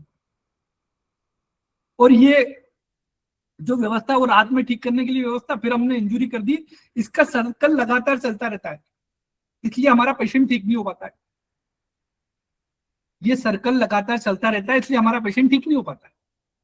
हम ये बात भी करेंगे कि उसको सावधानियां हमें क्या क्या बताना है कि उस सर्कल को तोड़ दे, उस लूप को वो खत्म कर दे, जिसके कारण हमारा प्लांटर फेसाइटिस और हिल पेन वाला, जो हिल स्पर वाला पेन है, वो खत्म हो जाए। लेकिन पहले हम प्लांटर फेसाइटिस के प्रोटोकॉल बनाते हैं। जब प्लांटर फेसाइटिस हुआ तो उसमें सबसे पहले क्या हुई, माइक्रो इंजुरी हुई। माइक्रो इंजुरी के साथ क्या हुआ, इन्फ्लामेशन हुआ। तो इसमें भी सबसे पहले हमारा शरीर क्या प्रोसेस करता है पता है, हमारे बॉडी का मैकेनिज्म क्या होता है मालूम है? इसका सबसे पहला जो फेज होता है ना, वो होता है इन्फ्लामेटरी फेज। वही होगा, इन्फ्लामेटरी फेज में शरीर क्या करेगा, ब्लड के फ्लो को बढ़ाएगा, ब्लड के फ्लो को बढ़ाएगा। ब्लड के फ्लो को बढ़ाने के लिए हमें सेम प्रोटोकॉल, तो वही 14 नंबर का पाना लगाना है, 16 नंबर का पाना लगाना है, काम नहीं कर रहा है तो 18 नंबर का, नहीं तो 22 नंबर का पाना लगा देना है। हमें परिस्थिति के अनुसार, पेशेंट की परिस्थिति के अनुसार फार्मूला कर देना है। फिर हमने आखिरी में 24 नंबर के पाने के बारे में भी समझ लिया कि यदि ब्लड का पीएच ठीक नहीं है तो भी ब्लड का फ्लो अपन ने कितना भी पहुंचा दिया, क्योंकि हम वहां तो न्यूट्रिशन भेजना चाह रहे थे। अब न्यूट्रिशन, ब्लड एसिडिक है तो न्यूट्रिशन वहां तक पहुंच ही नहीं पाएंगे, क्योंकि एसिडिक एटमॉस्फेयर में वो मर जाएंगे, डेड हो जाएंगे। तो हमें एएप्रिन फार्मूला का भी हम वहां इस्तेमाल कर सकते हैं। आगे आपको 14 नंबर, 16 नंबर, 18 नंबर, 22 नंबर और 24 नंबर पाना, आ गया ना समझ में? तो सबसे पहले जो है इन्फ्लामेटरी फेज होता है, वहां में ब्लड के फ्लो को बढ़ाना होता है ना। फिर वहां पर हीलिंग सेल्स भेजता है हमारा शरीर, क्या करता है, हीलिंग करने वाले सेल्स भेजता है, क्लीनिंग वाले सेल्स भेजता है, माइक्रोफेज वाले सेल्स भेजता है। तो हमने वहां समझ लिया कि माइक्रोफेज वाले सेल्स को भेजने के लिए हमें क्या क्या करना पड़ता है, कौन कौन सी थेरेपी देना पड़ती है। सेम वही थेरेपी, एक और भी ट्रीटमेंट है जो थोड़ा सा इस काम को बढ़ा सकता है, कभी जरूरत लगे तो आप इस्तेमाल कर सकते हो। यदि थोड़ा सा किसी भी पार्ट को हमें रिपेयरिंग करना होता है ना, तो हमारे पास एक ट्रीटमेंट वो निकल के आता है, वो 10 पेन 4 थायराइड। क्या निकल के आता है, 10 पेन 4 थायराइड। इंसुलिन वाला जो फार्मूला होता है, या तो आप वो पूरा दे सकते हो या केवल 10 पेन 4 थायराइड भी दे सकते हो, या आपको पीएप्रिन देना है तो इंसुलिन वाला फार्मूला, सेम इंसुलिन वाला फार्मूला दे सकते हो। उसके अंदर जो है 10 पेन 4 थायराइड, 10 पेन 2 थायराइड और पीएप्रिन आती है, तो उसमें टीटी हेप्रिन कर सकते हो, एप्रिन कर सकते हो। तो अपने हिसाब से इसको डिजाइन कर सकते हो, खुद से डिजाइन कर सकते हो। हमें शरीर की प्रोसेस मालूम होना चाहिए। शरीर का पहला फेज जो होता है वो इंफ्लामेटरी फेज होता है। दूसरा फेज होता है वो नए फाइबर को बनाना होता है, जिसमें कोलेजन का निर्माण करना होता है। और कोलेजन के बाद में क्या होता है, स्कार टिश्यूज को बनाना होता है ना। तो हमने समझा कि कोलेजन के निर्माण के लिए हमें क्या करना पड़ेगा, रॉ मटेरियल चाहिए कोलेजन के लिए। कोलेजन के लिए रॉ मटेरियल कहाँ से लाएंगे, पेट को ठीक करेंगे। पेट को ठीक करने के लिए हमारे पास बहुत सारे फार्मूले, ओल्यूडीएफ हो गया, कोडा एक्विना हो गया। अब पेशेंट को क्या जरूरत है वो डिसाइड कर लो। उसको गैस ज्यादा बनती है, पेट ज्यादा फुला हुआ रहता है, तो कोडा एक्विना दे दो। उसका पेट सामान्य, शिकायत कुछ नहीं बता रहा है, तो उसको ओल्यूडीएफ ट्रीटमेंट फार्मूला दे दो, है ना। वो हमें डिसाइड करना पड़ता है पेशेंट के अनुसार क्या क्या उसको दे सकते हैं। सबसे रिजल्ट आएंगे, चिंता करने की कोई बात नहीं है। ये आ गई। फिर जो है एक, जो इसमें जब स्कार डिजीज होते हैं ना, जो हमारा माइक्रोफेज होता है ना, उसमें एक स्पेशल जो है वो कोशिकाएं भी बनती है। उन कोशिकाओं को बनाने के लिए जो है सबसे बड़ा ट्रीटमेंट हमारा कोई निकल के आता है, तो 22 finger gall liver spin mucus निकल के आता है। इसका जो तीसरा फेज होता है वो रीमॉडलिंग फेज होता है। हमने वहां पर पढ़ा था, तीसरा जो फेज पढ़ा था, कौन सा पढ़ा था, कौन बताएगा, जल्दी फटाफट बता दो, क्या बताया था हमने? एडाप्टिव, एडाप्शन वाला फेज होता है। लेकिन यहाँ पर जो तीसरा फेज होता है, रीमॉडलिंग फेज होता है। रीमॉडलिंग मतलब क्या हुआ कि इन्फ्लामेशन खत्म हो गया, वहां पर स्कार टिश्यूज बन गए, लेकिन वो कमजोर है टिश्यूज, अभी ताकतवर नहीं है, तो हमें उनको क्या करना पड़ेगा, रीमॉडलिंग फेज से गुजारना पड़ेगा। रीमॉडलिंग फेज मतलब उसको मजबूती देना पड़ेगी, और मजबूती देने के लिए क्या करेंगे हम लोग, मजबूती देने के लिए क्या करेंगे, मजबूती देने के लिए जब किसी टेंडन हमें उसको मजबूती देना है तो हमारे पास अब फिर वापस से ट्रीटमेंट निकल के आता है पेट को ठीक करने वाला। तो तीसरा फेज भी जो निकल के आता है, इसको रीमॉडलिंग वाला जो फेज निकल के आता है, उसमें ओल्ड यूडीएफ ट्रीटमेंट निकल के आता है। लेकिन इसके साथ में यदि प्लांटर फेसाइटिस हो और जो है हिल स्पर नहीं हो, केवल प्लांटर फेसाइटिस हो, तो यहाँ बहुत अच्छा काम करता है वो जो है 125 डीसीसी ट्रीटमेंट।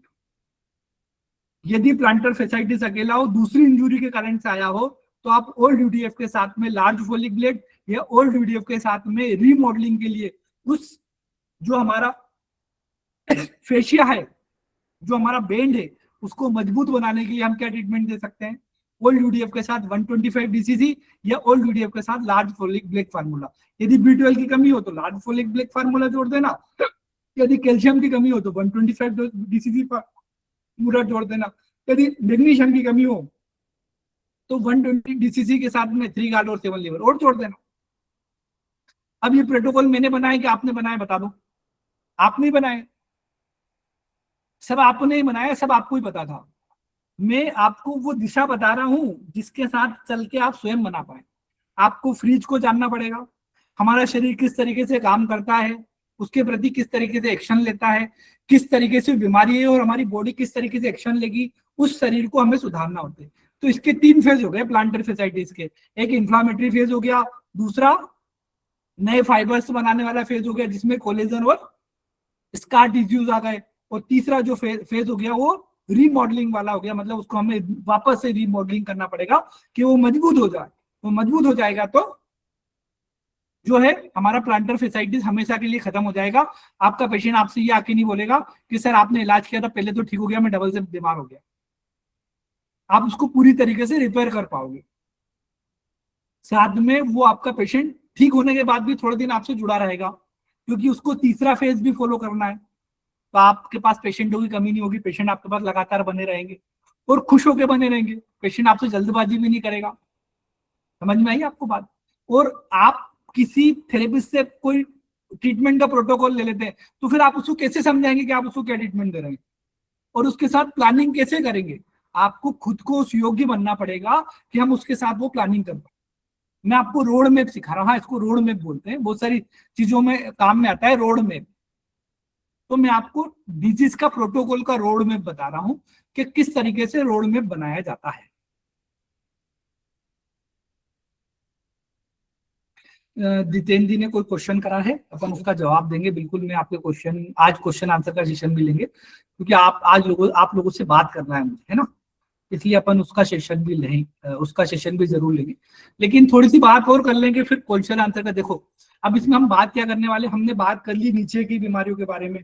एक बच गया हमारा फेट पेड एट्रोफी, बहुत रियर में होता है। बहुत लंबे समय तक जो महिलाएं खड़ी रहती है ना, उनको फेट पेड के अंदर डिजनरेशन आ जाता है, उसके कारण वो एट्रोफी मतलब कड़क हो जाता है।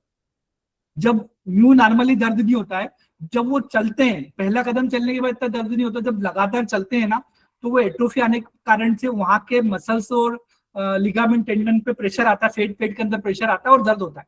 वो पेशेंट जितना ज्यादा चलता है उतना ज्यादा दर्द आता है। यहाँ पर पहला कदम चलने के बाद दर्द आ रहा था, यहाँ पेशेंट को यूं नॉर्मली दर्द नहीं होता, वो लंबी देर खड़ा रहता है तो दर्द आता है, या लंबा चलता है तो दर्द आता है।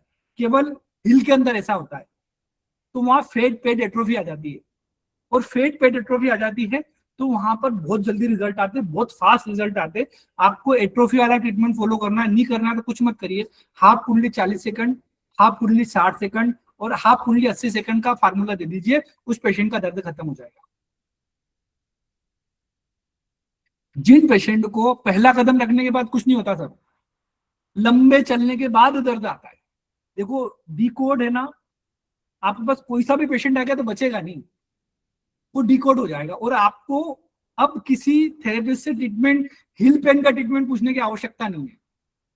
आप है ना उसके बारे में थोड़ा जानने की कोशिश करिए, देखो बहुत मजा आएगा जब आप किसी से थेरेपी पूछ लेते हैं और पेशेंट को दे देते हैं ना, उसमें वो मजा नहीं। आप खुद डिसाइड करके जब एक पेशेंट के लिए थेरेपी का प्रोटोकॉल बनाते हो, और जब पेशेंट को रिजल्ट आता है ना, उसका अपना ही मजा होता है,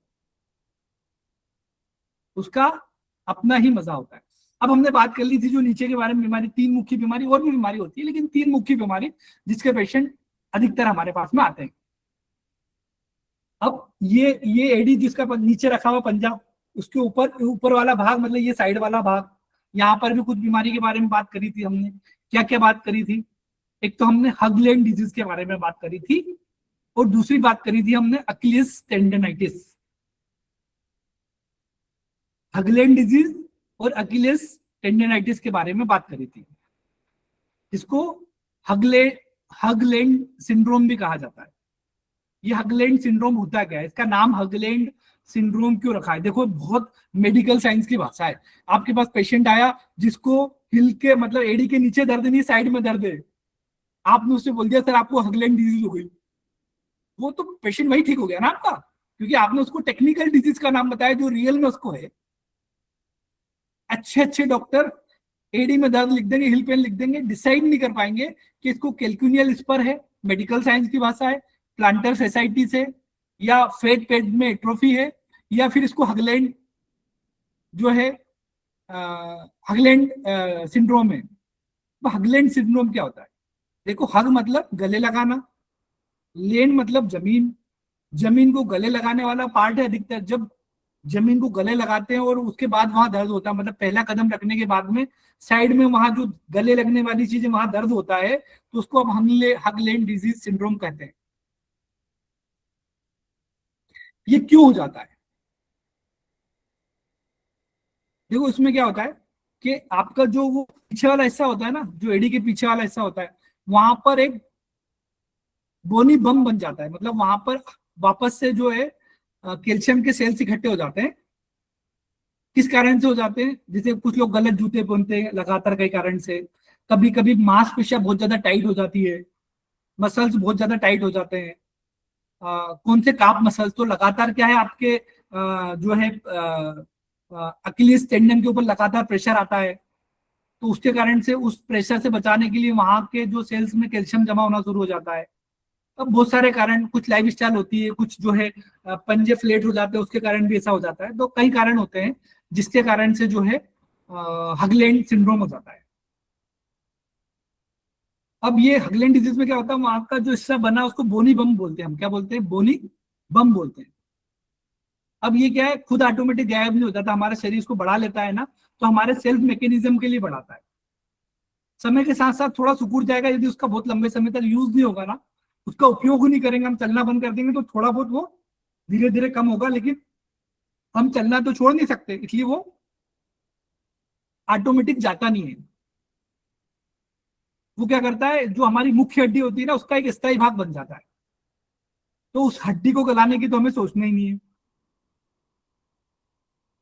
इसको ठीक करने के लिए क्या करना होता है, जो बोनी बम आता है उसको हटाने की कोशिश करेंगे, हम नहीं करेंगे। वो बढ़ गया तो उसको बढ़ जाने दो,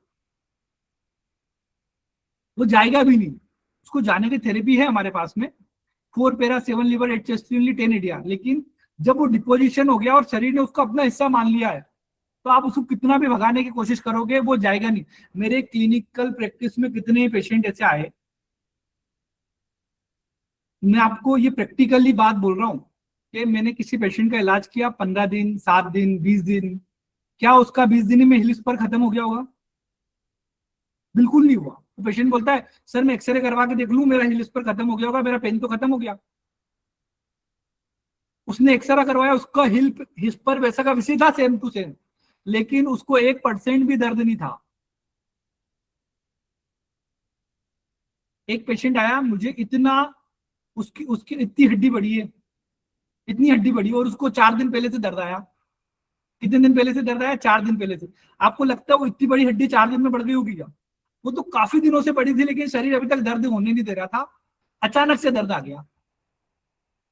तो वो एडाप्शन हो रहा था, वो एडाप्शन खत्म हो गया उसका, वो इंज्योर करने लग गया, तो उसके अंदर दिक्कत आना शुरू हो गई। तो जो बम बना बोने का, उसको हमें खत्म नहीं करना है।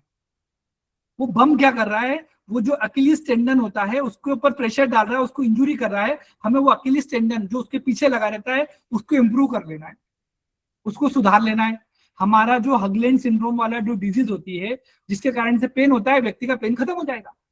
अब आपसे कोई पेशेंट पूछता है कि सर मेरी हड्डी बढ़ गई है, ये बोनी बम्प हो जाए, खत्म हो जाएगा, नहीं होगा, वो वैसे ही रहेगा, लेकिन पेशेंट का पेन खत्म हो जाएगा।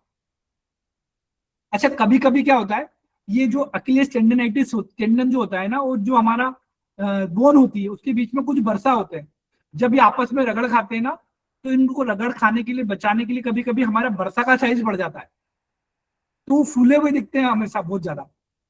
तो कभी कभी ये बोनी बम्प के साथ आसपास जो आप सूजन देखते हैं ना, वो या तो टेंडन की भी हो सकती है, या तो फिर जो वो बरसा होते हैं ना, उसके वो उसका साइज बढ़ जाता है, बरसाइटिस नहीं होता, उसका साइज बढ़ जाता है। इनको लड़ने के लिए शरीर अपने बरसा का साइज को बढ़ा लेता है। अब इसको ठीक करने का प्रोटोकॉल कैसे आएगा? इसमें हमें अकिलेस टेंडन की मरम्मत करना है, जो अकिलेस टेंडन है हमारा, उसकी मरम्मत करना है। तो उसकी मरम्मत करने के लिए हम फर्स्ट फेज में आए, क्या करेंगे? ब्लड के फ्लो को बढ़ाएंगे। आप सबको मालूम है ब्लड के फ्लो को बढ़ाने के लिए हमारे पास में क्या फार्मूला है, हम क्या क्या दे सकते हैं? विड्रॉल भी दे सकते हैं, ऑक्सीजन भी दे सकते हैं, एप्रिन भी दे सकते हैं, टी एप्रिन भी दे सकते हैं, टीटी एप्रिन भी दे सकते हैं, और एंजाइना भी दे सकते हैं। वो हमें डिसाइड करना है कि हमें देना क्या है। तो 14 नंबर का पाना हो गया, 16 नंबर का पाना हो गया, 18 का हो गया, और 22 का पाना हो गया। पहला फेज हो गया। सेकंड फेज में क्या करेंगे? वो बरसा को मजबूत बनाने का काम करता है हमारा शरीर। किसको करता है?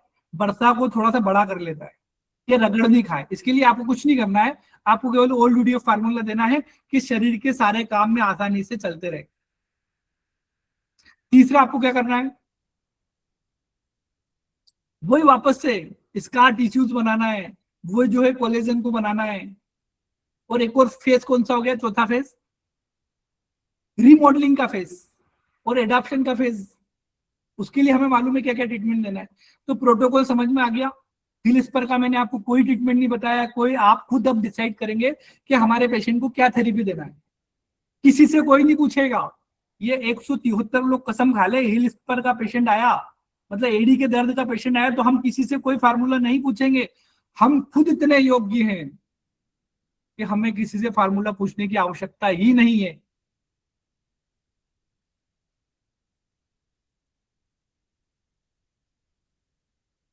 बता दो एक बार, आनंद आया?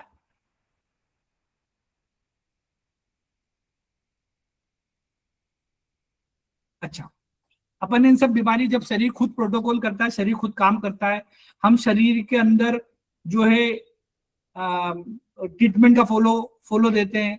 लेकिन जब भी पेशेंट को बहुत लंबे समय तक क्यों दर्द बना देता है, कई कई महीनों तक दर्द आता है। कोई पेशेंट आ रहा है, सर मुझे तो 8 महीने तक दर्द हो रहा है। उनके शरीर का सिस्टम काम नहीं कर रहा था, इसलिए उनको 8 महीने तक दर्द हो रहा है। आपने न्यूरोथेरेपी से उसको रिस्पॉन्स दे दिया, शरीर ने फंक्शन को सुधार लिया और पेशेंट ठीक हो जाता है। एक कारण। दूसरा, वो जो रिपीटेटिव इंजुरी कर रहा था, क्या कर रहा था? जो रिपीटेटिव इंजुरी कर रहा था, उससे आपको बचाना है। कैसे बचाना है? वो क्या सुबह पहला कदम जमीन पे रखना छोड़ दे? हमें साथ में प्रोटोकॉल तो देना। हम रिपेयर कर रहे हैं, सुबह मान लो रात भर में रिपेयर हुआ, वो सुबह वो फिर पहला कदम जमीन पे रख देगा तो टूट फूट हो जाएगी। तो रिपेयर कैसे हुआ? तो हमारे पेशेंट को समझाना है। मैंने बहुत समय पहले आपके साथ एक प्रोटोकॉल शेयर किया था कि एक प्रोटोकॉल है 5-10-15 का। 5 मिनट से ज्यादा चलना नहीं, 10 मिनट से ज्यादा खड़ा नहीं रहना है, 15 मिनट से ज्यादा बैठना नहीं है। इसमें ये प्रोटोकॉल लागू होता है कि आपको 10 मिनट से ज्यादा खड़े नहीं रहना है। आपके पेशेंट को समझाना है, आपको उन महिलाओं को बताना है कि लगातार यदि आप खड़े रहे किचन के अंदर और काम करते रहे और थेरेपी लेते रहे, तो आपको इतनी जल्दी आराम नहीं होगा और बार बार बीमार होंगे आप। अब आप क्या करिए कि आप 10 मिनट खड़े होकर कोई काम कर रहे हैं, तो 2 मिनट के लिए बैठ जाइए, 1 मिनट के लिए फिर वापस खड़े हो जाइए। 10 मिनट के लिए काम कर लीजिए, फिर 1 मिनट के लिए बैठ जाइए, वापस खड़े हो जाइए, फिर काम कर लीजिए। तो आपको ये रूल, उसको 10 वाला रूल सिखाना है। पहली बात होगी। सेकंड बात, जब वो सुबह उठता है ना, तो उससे बोले कि सुबह हल्की हल्की या तो मालिश कर ले या मोबिलाइजेशन कर ले। मोबिलाइजेशन मतलब क्या होता है? इस हाथ को पकड़ना होता है, मतलब एडी को पकड़ना होता है, और उसको धीरे धीरे से उठाना होता है, इस तरीके से हल्के हल्के हाथों से। या इस तरीके से उसको थोड़ा स्ट्रेस दे दे, पंजे को पीछे खींच ले हल्का हल्का। या जो उंगलियां होती है ना, ये उंगलियां, जहां उंगलियां खत्म होती है, यहाँ पकड़ के थोड़ा सा इसको इस तरीके से दबा दे। 2-4-5 मिनट के लिए। ये आपको पेशेंट को प्रोटोकॉल बताना है आपको। इस तरीके से थोड़ा थोड़ा दबा ले, हल्का हल्का, तेज तेज नहीं दबाना, हल्का हल्का सा इसको दबा ले, किसको, एडी को दबा ले। और मेनली जहाँ उंगलियां है ना, मतलब जहाँ उंगलियां शुरू होती है हमारी, वहां पर उनकी उंगलियां रख के पंजों को इस तरीके से दबाएं। तो उससे क्या, आसपास के जो फेशिया है वो रिलैक्स हो जाएगा, प्लांटर रिलैक्स हो जाएगा। और हल्का हल्का उनसे बोलिए कि अपने काफ मसल्स में अंगूठे से दबा ले। दबाने के बाद उठे, पहला कदम जमीन पे रखे तो उनको दर्द कम होगा। दूसरा, जो रात भर में रिपेयर हुआ वो टूटेगा नहीं। लेकिन यहाँ पे जब अकिलियस टेंडनाइटिस की बात होती है, प्लांटर फेसाइटिस की बात होती है, उनको बहुत ज्यादा दर्द होता है। उन लोगों को आप एक चीज और करिए कि आप थोड़े दिन जो है वो साफ सॉफ्ट वाली चप्पल का इस्तेमाल करिए। या आप जूते पहनते हैं तो उसके अंदर सॉफ्ट कुछ ऐसी चीजें आती है जो बहुत सॉफ्ट होती है, वो उसके अंदर रख दे। क्या रख दें? उसके अंदर रख दें, जिससे एडी पे प्रेशर नहीं आए, जिससे एडी के अंदर प्रेशर नहीं आए और दर्द बढ़े नहीं। तो कुछ दिनों तक वो अपने पैरों को डायरेक्ट नंगे पैर जमीन पे नहीं रखें, जबकि एक चप्पल का सहारा लेके रखें। या वो जूते पहनते हैं तो पहले वो क्या करें, देखो जो HLA हगलेन डिजीज होती है उसमें तो जूते पहनने ही नहीं है, क्योंकि वो पीछे होती है, वहीं पे वो उसका पीछे का वो होता है, सोल होता है, मतलब हमारा जूते का वो होता है बाहर निकला हुआ, तो बार बार रगड़ खाएगा तो ठीक होने नहीं देगा। तो उनसे बोल दिए थोड़े दिन के लिए आप सैंडल पहनना शुरू कर दीजिए। और आप कोशिश करिए कि आप जब घर में रहते हैं तो आप नंगे पैर जमीन में नहीं चलते हुए रबड़ वाली चप्पल जो आराम से दब जाती है और ऊपर आ जाती है, उन चप्पल का इस्तेमाल करें, जिससे बार बार इंजुरी ना हो।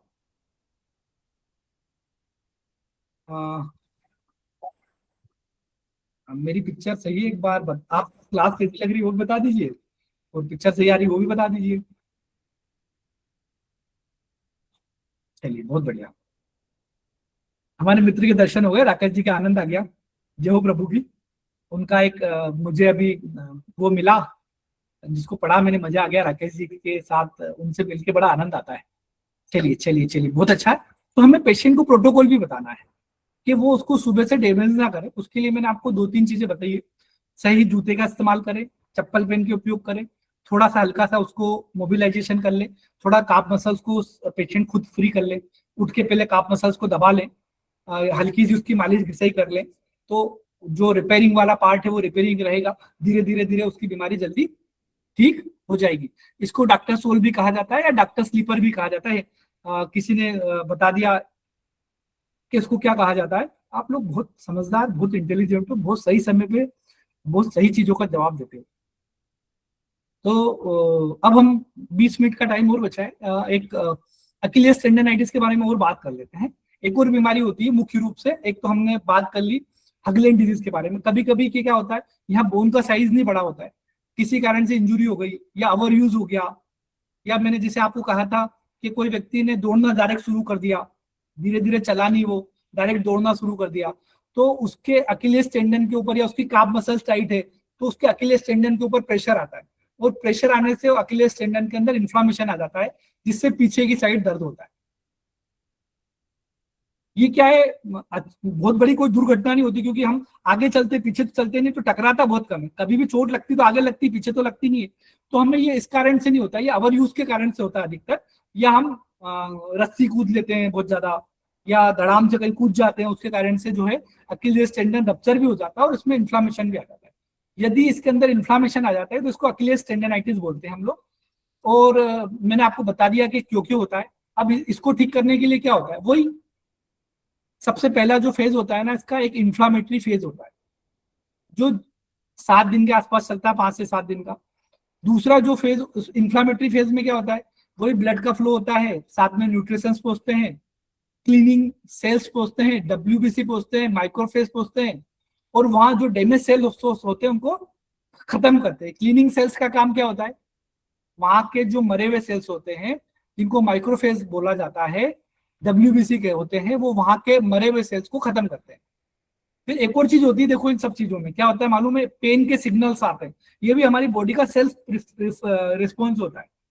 क्या होता है, सेल्फ रिस्पॉन्स होता है, वहां पेन पैदा करता है हमारे शरीर। क्यों? क्योंकि हम उसको बार बार इंजर्ड ना करें, इसलिए वहां तुरंत शरीर जैसे पहला कदम रखते दर्द पैदा होता है कि यार मैंने रात भर रिपेयरिंग करी और आप उसको बिगाड़ रहे हो। तो ये भी हमारे शरीर के प्रोटोकॉल में फॉलो होता है। दर्द भी, लेकिन हम दर्द बढ़ाने का काम नहीं करते क्योंकि हमारा दर्द पेशेंट पहले से बढ़ा रहता है। लेकिन पेशेंट को समझाना है कि आपको उन स्थिति में जाने से बचना है जिसके कारण से आपको दर्द हो। आपका शरीर भी नहीं चाहता है कि आप उस स्थिति में जाए जहां पर इसके ऊपर लोड आए। अब जैसे कि मेरी उंगली मोड़ी किसी ने, और ज्यादा मोड़ लो टूट जाएगी ना। मेरा शरीर बोल रहा है, मैं समझदारी ये करूंगा ना कि और ज्यादा ना मोड़ू इसको, मेरे को दर्द होने लग जाएगा, फिर मैं मोड़ूंगा नहीं। तो दर्द वो सिग्नल है जो आपको उस प्रोसेस में जाने से बचाता है। तो ये भी एक इसका एक पार्ट है, इसका एक चरण है। आया आपको ये तीनों चरण समझ में आ गए? चौथा वही चरण अपना कोलेजन फाइबर लाना, स्कार टिश्यूज बनाना, है ना। फिर एक और फेज कौन सा? रीमॉडलिंग फेज, मतलब उसको वापस से रीमॉडलिंग करना। लेकिन मैं आपको एक बात बता दूं, जब हम हगलेंड सिंड्रोम की बात करेंगे और जब हम अक्लीज टेंडनाइटिस की बात करेंगे तो इनका जो आखिरी का फेज होता है ना, थोड़ा लंबा चलता है। इसका कारण क्या है? देखिए, जो हम अभी तक किसकी बात कर रहे थे, प्लांटर फेसाइटिस की बात कर रहे थे और कैल्किनियल स्पर की बात कर रहे थे, वहां मांसपेशियां डैमेज होती है और यहाँ पर टेंडन डैमेज होता है। मांसपेशियों में ब्लड का फ्लो ज्यादा होता है टेंडन में फ्लो की अपेक्षा, तो टेंडन रिपेयरिंग होने के लिए ज्यादा समय लेते हैं। जब टेंडन वाली बीमारी होती है तो थोड़ी लेट ठीक होती है। जैसे कि हमें यहाँ टेंडन में, यहाँ के टेंडन में स्वेलिंग आ जाती है। जब आदमी बार बार अंगूठे का यूज करता है तो बहुत सारे पेशेंट आते हैं जिनको यहाँ पे दर्द आ जाता है, एक पट्टा बांधने के लिए देते हैं, डॉक्टर के हाथ में दिलाओ ठीक हो जाएगा। जब व्यक्ति 4-5-6 पट्टा बांध के रख लेता है, उंगली वाला, और जिसको थंब बैंड बोलते हैं, वो बांध के रख लेता है तो पेशेंट ठीक हो जाता है।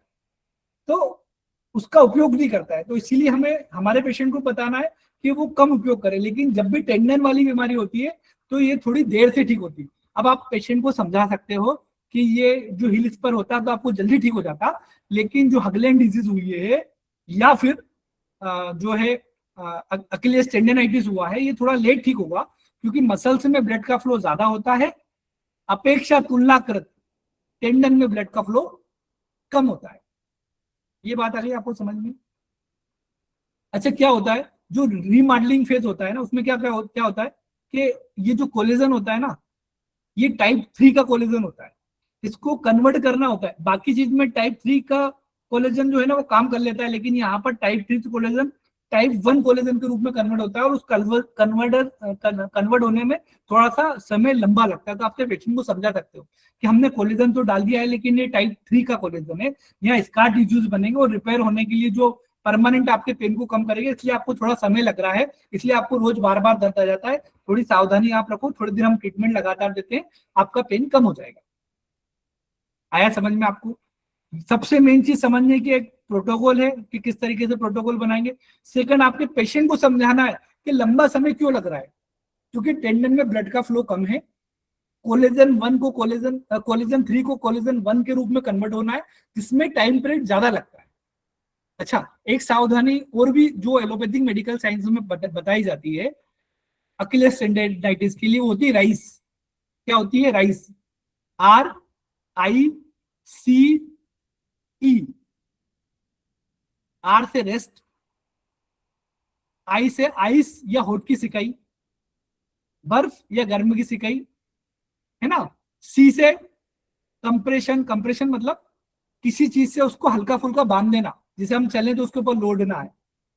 तो जब हगलेंड डिजीज को ठीक किया जाता है ना, तो हम आसपास एक सामान्य सा जो पट्टा बांधने का आता है ना, जो पट्टा बांधने का आता है, उससे हम बांध सकते हैं उसको, कि एकदम से लोड ना आए वहां की मांसपेशियों पे थोड़े दिन के लिए। तो हल्का फुल्का उसको पट्टे से बांधा जाता है कि वो जल्दी रिपेयर हो जाए। चौथा, एलिवेशन, राइज, RICE। आर से रेस्ट, आई से आइस या होठ की सिकाई, सी से कंप्रेशन, कंप्रेशन मतलब उसको आसपास किसी चीज से बांध के दबा देना। स्क्रैप बैंडेज कहा जाता है, बिल्किस जी ने बोल दिया कि स्क्रैप बैंडेज आती है, उससे बांध दिया जाता है। मैं आप लोगों के लिए छोड़ देता हूं, पता है इस बार तो मुझे भी याद नहीं आ रहा था, आप लोगों को याद आ गया। धन्यवाद बिल्किस जी, आपका बहुत बहुत धन्यवाद। चौथा होता है एलिवेशन, ई से राइस की, ई से एलिवेशन मतलब यदि ज्यादा दर्द हो तो उसको थोड़ा सा ऊपर उठा के रखा जाता है, मतलब 10-15 मिनट के लिए उसको एक तकिए के ऊपर रख लिया जाता है, जिससे पेन कम होना शुरू हो जाता है, वो रिपेयरिंग की प्रोसेस उसकी थोड़ी सी फास्ट हो जाती है। आ गया समझ में आपको? ये प्रोटोकॉल बनाना आ गया समझ में? ये स्पेशली जो है घुटने के नीचे 3 बीमारियां होती है, मतलब वो सॉरी एडी के नीचे 3 बीमारियां होती है अधिकतर, जिनका प्रोटोकॉल हमने समझा, और एडी के साइड में 2 बीमारियां होती है जिनका प्रोटोकॉल हमने समझा कि हम किस तरीके से प्रोटोकॉल बनाएंगे और किस तरीके से हम बीमारी को ठीक करेंगे। मैंने आपको ये भी बता दिया कि आपके पेशेंट को अकिलेस टेंडनाइटिस और जो है इनमें समय लगेगा, समय लगने का कारण क्या है आपके पेशेंट को भी आप बता सकते हो और आप भी धैर्य रख सकते हो। 8 और 15 दिन 20 दिन में एक थेरेपिस्ट को कोई ट्रीटमेंट, सर हमें 20 दिन हो गए थेरेपी देते हमारा पेशेंट तो ठीक हो ही नहीं रहा है। अरे भैया 20 दिन में ठीक नहीं होगा, 7 दिन की प्रोसेस तो केवल इन्फ्लामेशन की प्रोसेस होती है। 7 दिन के बाद वाली जो दूसरी प्रोसेस होती है वो स्कार टिश्यूज की होती है, कोलेजन की होती है ना। फिर उस कोलेजन को बदलना होता है, कोलेजन 3 को कोलेजन 1 के रूप में कन्वर्ट होता है, जिसमें 1 से लेकर 3 से 6 महीने साल भर तक का भी समय कभी कभी लग जाता है। तो आपके सारे पेशेंट ठीक होंगे लेकिन समय लगेगा। एक बार बता दो, आनंद आ रहा है? आज कम लोग जुड़े हैं, थोड़े से 172 लोग जुड़े। क्यों? क्योंकि हमारे साथ साथी लोगों ने जो है उसकी व्यवस्था नहीं करी है। क्या नहीं करा है? साथी लोगों ने कोशिश नहीं करी, ट्राई नहीं करा लोगों से जुड़ने का। अच्छा, अब अपन सब लोग आपस में बात करेंगे, लेकिन मैं थोड़ी सी मेरी प्लानिंग बता देता हूँ कि मेरी प्लानिंग क्या है। एक तो मैं जब आश्रम में आऊँ तो मैं आपके साथ जो जुड़ना चाहूंगा ना, तो एक तो ट्रीटमेंट देने की कला सिखाना चाहता हूँ जो मेरे पास में है। स्पेशल वही गाल देना है, वही लीवर देना है, वही स्प्लीन देना है, वही म्यूकस देना है, लेकिन किस तरीके से देना है वो हम आश्रम में जो है 5 दिन में रह के सीखेंगे, जो प्रैक्टिकली इंटरनेट के माध्यम से नहीं सीखी जा सकती है।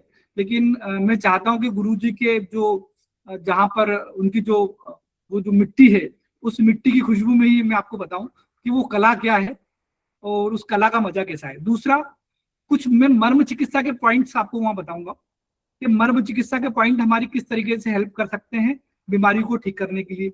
मुख्य मर्म पॉइंट्स बताऊंगा मैं आपको वहां पर, ठीक है। तीसरा, वहां पर मैं कहानियां सुनाऊंगा आपको। कहानियां किस किस को सुनना बता दो, वो मैं आपको ऑनलाइन भी सुना सकता हूँ और ऑफलाइन भी सुना सकता हूँ। कहानियां कौन सी? आपके पास कोई पेशेंट आता है तो उसके प्रोटोकॉल कैसे बनते हैं, मतलब क्या क्या चीज दिमाग में आती है, आपका पेशेंट आपसे क्या क्या बोलता है और आपका दिमाग क्या क्या सोचता है और उसका प्रोटोकॉल कैसे बनाता है, वो कहानी है। वो न्यूरोथेरेपी की कहानी है पेशेंट के साथ, जिसको केस स्टडी कहा जाता है, मेडिकल साइंस की भाषा में केस स्टडी कहा जाता है। तो हम वहाँ कहानियां सुनेंगे। क्या सुनेंगे आश्रम में? कहानी। ये मैंने प्लान करा है कि आश्रम में हम लोग इन चीजों को करने वाले हैं। एक तो हम मर्म पॉइंट सीखने वाले हैं, एक स्पेशल टेक्निक ऑफ सारे ट्रीटमेंट जो आप ऑलरेडी दे रहे हैं उनके साथ मन से कैसे जुड़ा जाए कि उनके रिजल्ट आउटपुट 100% आ जाए, वो थोड़ा सा। तीसरा, कुछ जो है वेद के कुछ फार्मूले, जो वेद कैसे पढ़ा जाए वहां हम ये समझेंगे। और चौथा जो है कहानियां सुनेंगे, जो मुझे बहुत अच्छे से आता है, मतलब केस स्टडी है उनके बारे में हम बात करेंगे। एक बार छोटा सा रिवीजन ले लेते हैं हम लोग। हमने पहले सत्र में बात करी थी कि ये आखिरकार फ्रीज होता क्या है, फिर हमने बात करी कि फ्रीज बीमार होता क्या क्या है, कैसे फ्रीज बीमार हो जाता है, खराब हो जाता है। फिर हमने हमारे पाने निकाले थे कि हमें कौन से समय में कौन सा पाना निकालना है और कौन सा पाना लगाना है। सारी बीमारियों के प्रोटोकॉल सेम डिजाइन से बनते हैं।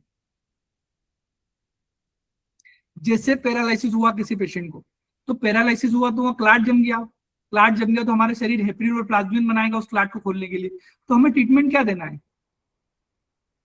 हेपरिन और प्लाज्मिन तो देना है, चाहे मल्टी हेपरिन दे दो या हेपरिन दे दो।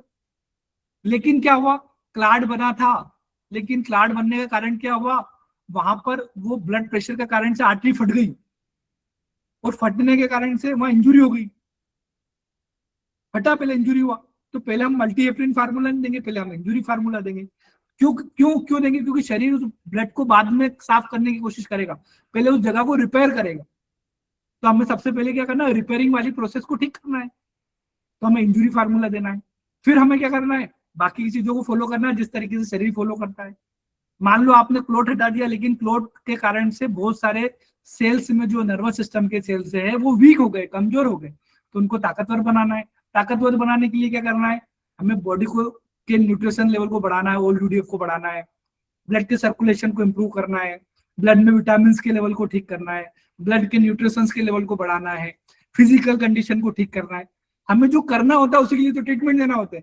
तो हमें पूछने की क्या जरूरत है पैरालिसिस में हमें कौन सा ट्रीटमेंट देना है, या हमें हिल पेन में कौन सा ट्रीटमेंट देना है, हमें पूछने की जरूरत ही नहीं है। बताओ कितने लोगों को समझ में आया? आज केवल वो लोग बताएं थोड़ा सा कि आप लोगों को ये रोड मैप समझ में आया कि किस तरीके से प्रोटोकॉल बनाया जा सकता है? एक बार बता दो मुझे, ये प्रोटोकॉल समझ में आया? ये सब बीमारी के साथ डिसाइड कर सकते हो। जैसे कि किसी व्यक्ति को कैल्शियम की कमी हो, तो कैल्शियम को पूरा करने के लिए हमारे शरीर क्या करता है? हमारे शरीर सूर्य की धूप से पड़ेगा, उसको हमारे जो है हमारी चमड़ी के नीचे जो 7-HCC जो अवेलेबल रहेगा उसको कन्वर्ट करेगा, उसको कन्वर्ट करके करेगा, वो करेगा करके विटामिन डी बनाएगा, विटामिन डी जाके कैल्शियम को एब्जॉर्ब करेगा। तो हम भी तो सेम ट्रीटमेंट फार्मूला अप्लाई करते हैं, हम कहाँ अलग से कर रहे हैं? हम वही कर रहे हैं जो हमारा शरीर करता है, हम अलग से कुछ नहीं करते हैं। हम हेल्प करते हैं हमारे शरीर की उस चीज को करने में कि वो जल्दी कर ले। इसलिए न्यूरोथेरेपी के प्रोटोकॉल बहुत अच्छे प्रोटोकॉल है। न्यूरोथेरेपी के प्रोटोकॉल बहुत अच्छे प्रोटोकॉल इसीलिए हैं क्योंकि वो ताल के साथ ताल मिलाती है। एक छोटा सा वीडियो आपने जब नीट डिकोड का प्रोग्राम चल रहा था उस समय देखा होगा मेरा, गंगा में स्नान करते हुए। पता है मैं उस दिन गंगा में लगभग मैडम 2 घंटे रहा। उस दिन गंगा जी में गए थे वहां पर 2 घंटे, हाँ 2 घंटे के आसपास था मैंने पता है 15-20 मिनट तक जिधर से गंगा बह के आ रही थी ना उधर देखा। अच्छा लग रहा था, ठीक ठीक लग रहा था, लेकिन बहुत मजे नहीं आ रहे थे।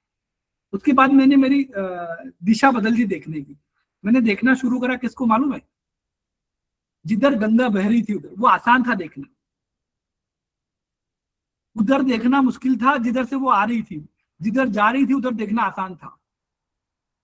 वो सारे लोग बोलते हैं कि सूर्य से आंखें मिलाओ। अरे सूर्य से आंखें मिलाने की क्या आवश्यकता भाई? उसकी रोशनी को देखो और उसकी रोशनी को देख के खुश हो, उसके प्रकाश को देख के। सूर्य से आंखें मिलाने की क्या आवश्यकता है?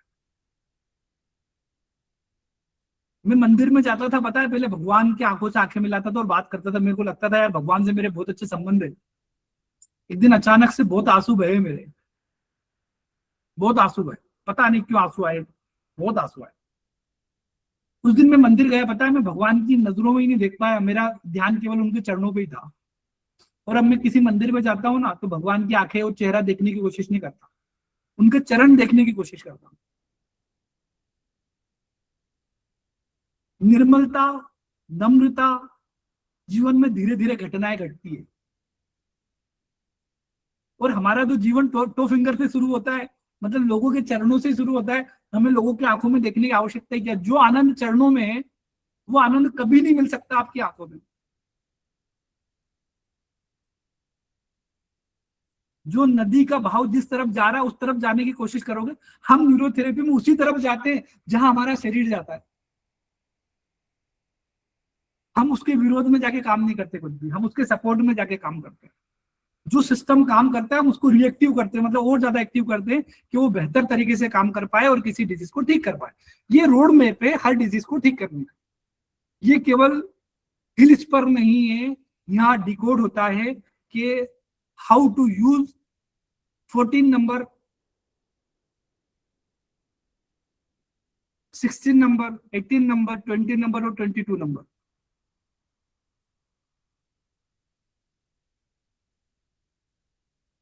चलिए बहुत बढ़िया, 1667 लोग जुड़े। ओंकार नाथ जी सबको अनम्यूट कर दीजिए, मुझे इन लोगों से बात करना है थोड़ी सी। अनम्यूट कर दीजिए प्लीज। आप लोगों से निवेदन है, प्लीज मेरी बात सुनिएगा कि सब अनम्यूट है, लेकिन एक व्यक्ति का पूरा टर्न खत्म हो जाए तब जाके दूसरा व्यक्ति बोले। मतलब आपको मैनेज करने के लिए किसी और की आवश्यकता नहीं होना चाहिए, आपको स्वयं को अपने आप को मैनेज करना है। ये नंबर क्या है? नंबर पाने हैं, 22 नंबर का पाना का, 18 नंबर का पाना के, 16 नंबर का पाना, 14 नंबर का पाना। 14 नंबर मतलब मैं जोड़ रहा हूँ कहानी से कि आपके साथ में वो तय हो सके। चलिए राकेश जी आ रहे हैं सबसे पहले बात करने के। बहुत धन्यवाद अरविंद भाई। आपने एक न्यूरोथेरेपिस्ट का असली चेहरा, मतलब जो गुरुजी भी बोलते थे कि हम डॉक्टर नहीं हैं, हम रिपेयरिंग करते हैं, हम शरीर में ग्रीस मोबिल ये सब लगा के शरीर को रिपेयर करते हैं।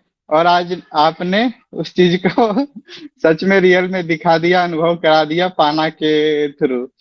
बहुत अच्छा लगा, बहुत बढ़िया से आपने समझाया। और डिकोड कैसे किया जाता है, हम ट्रीटमेंट मतलब अपना पाठशाला की यही है कि हम ट्रीटमेंट नहीं बताए, हम ट्रीटमेंट लोगों को बनाना सीखे।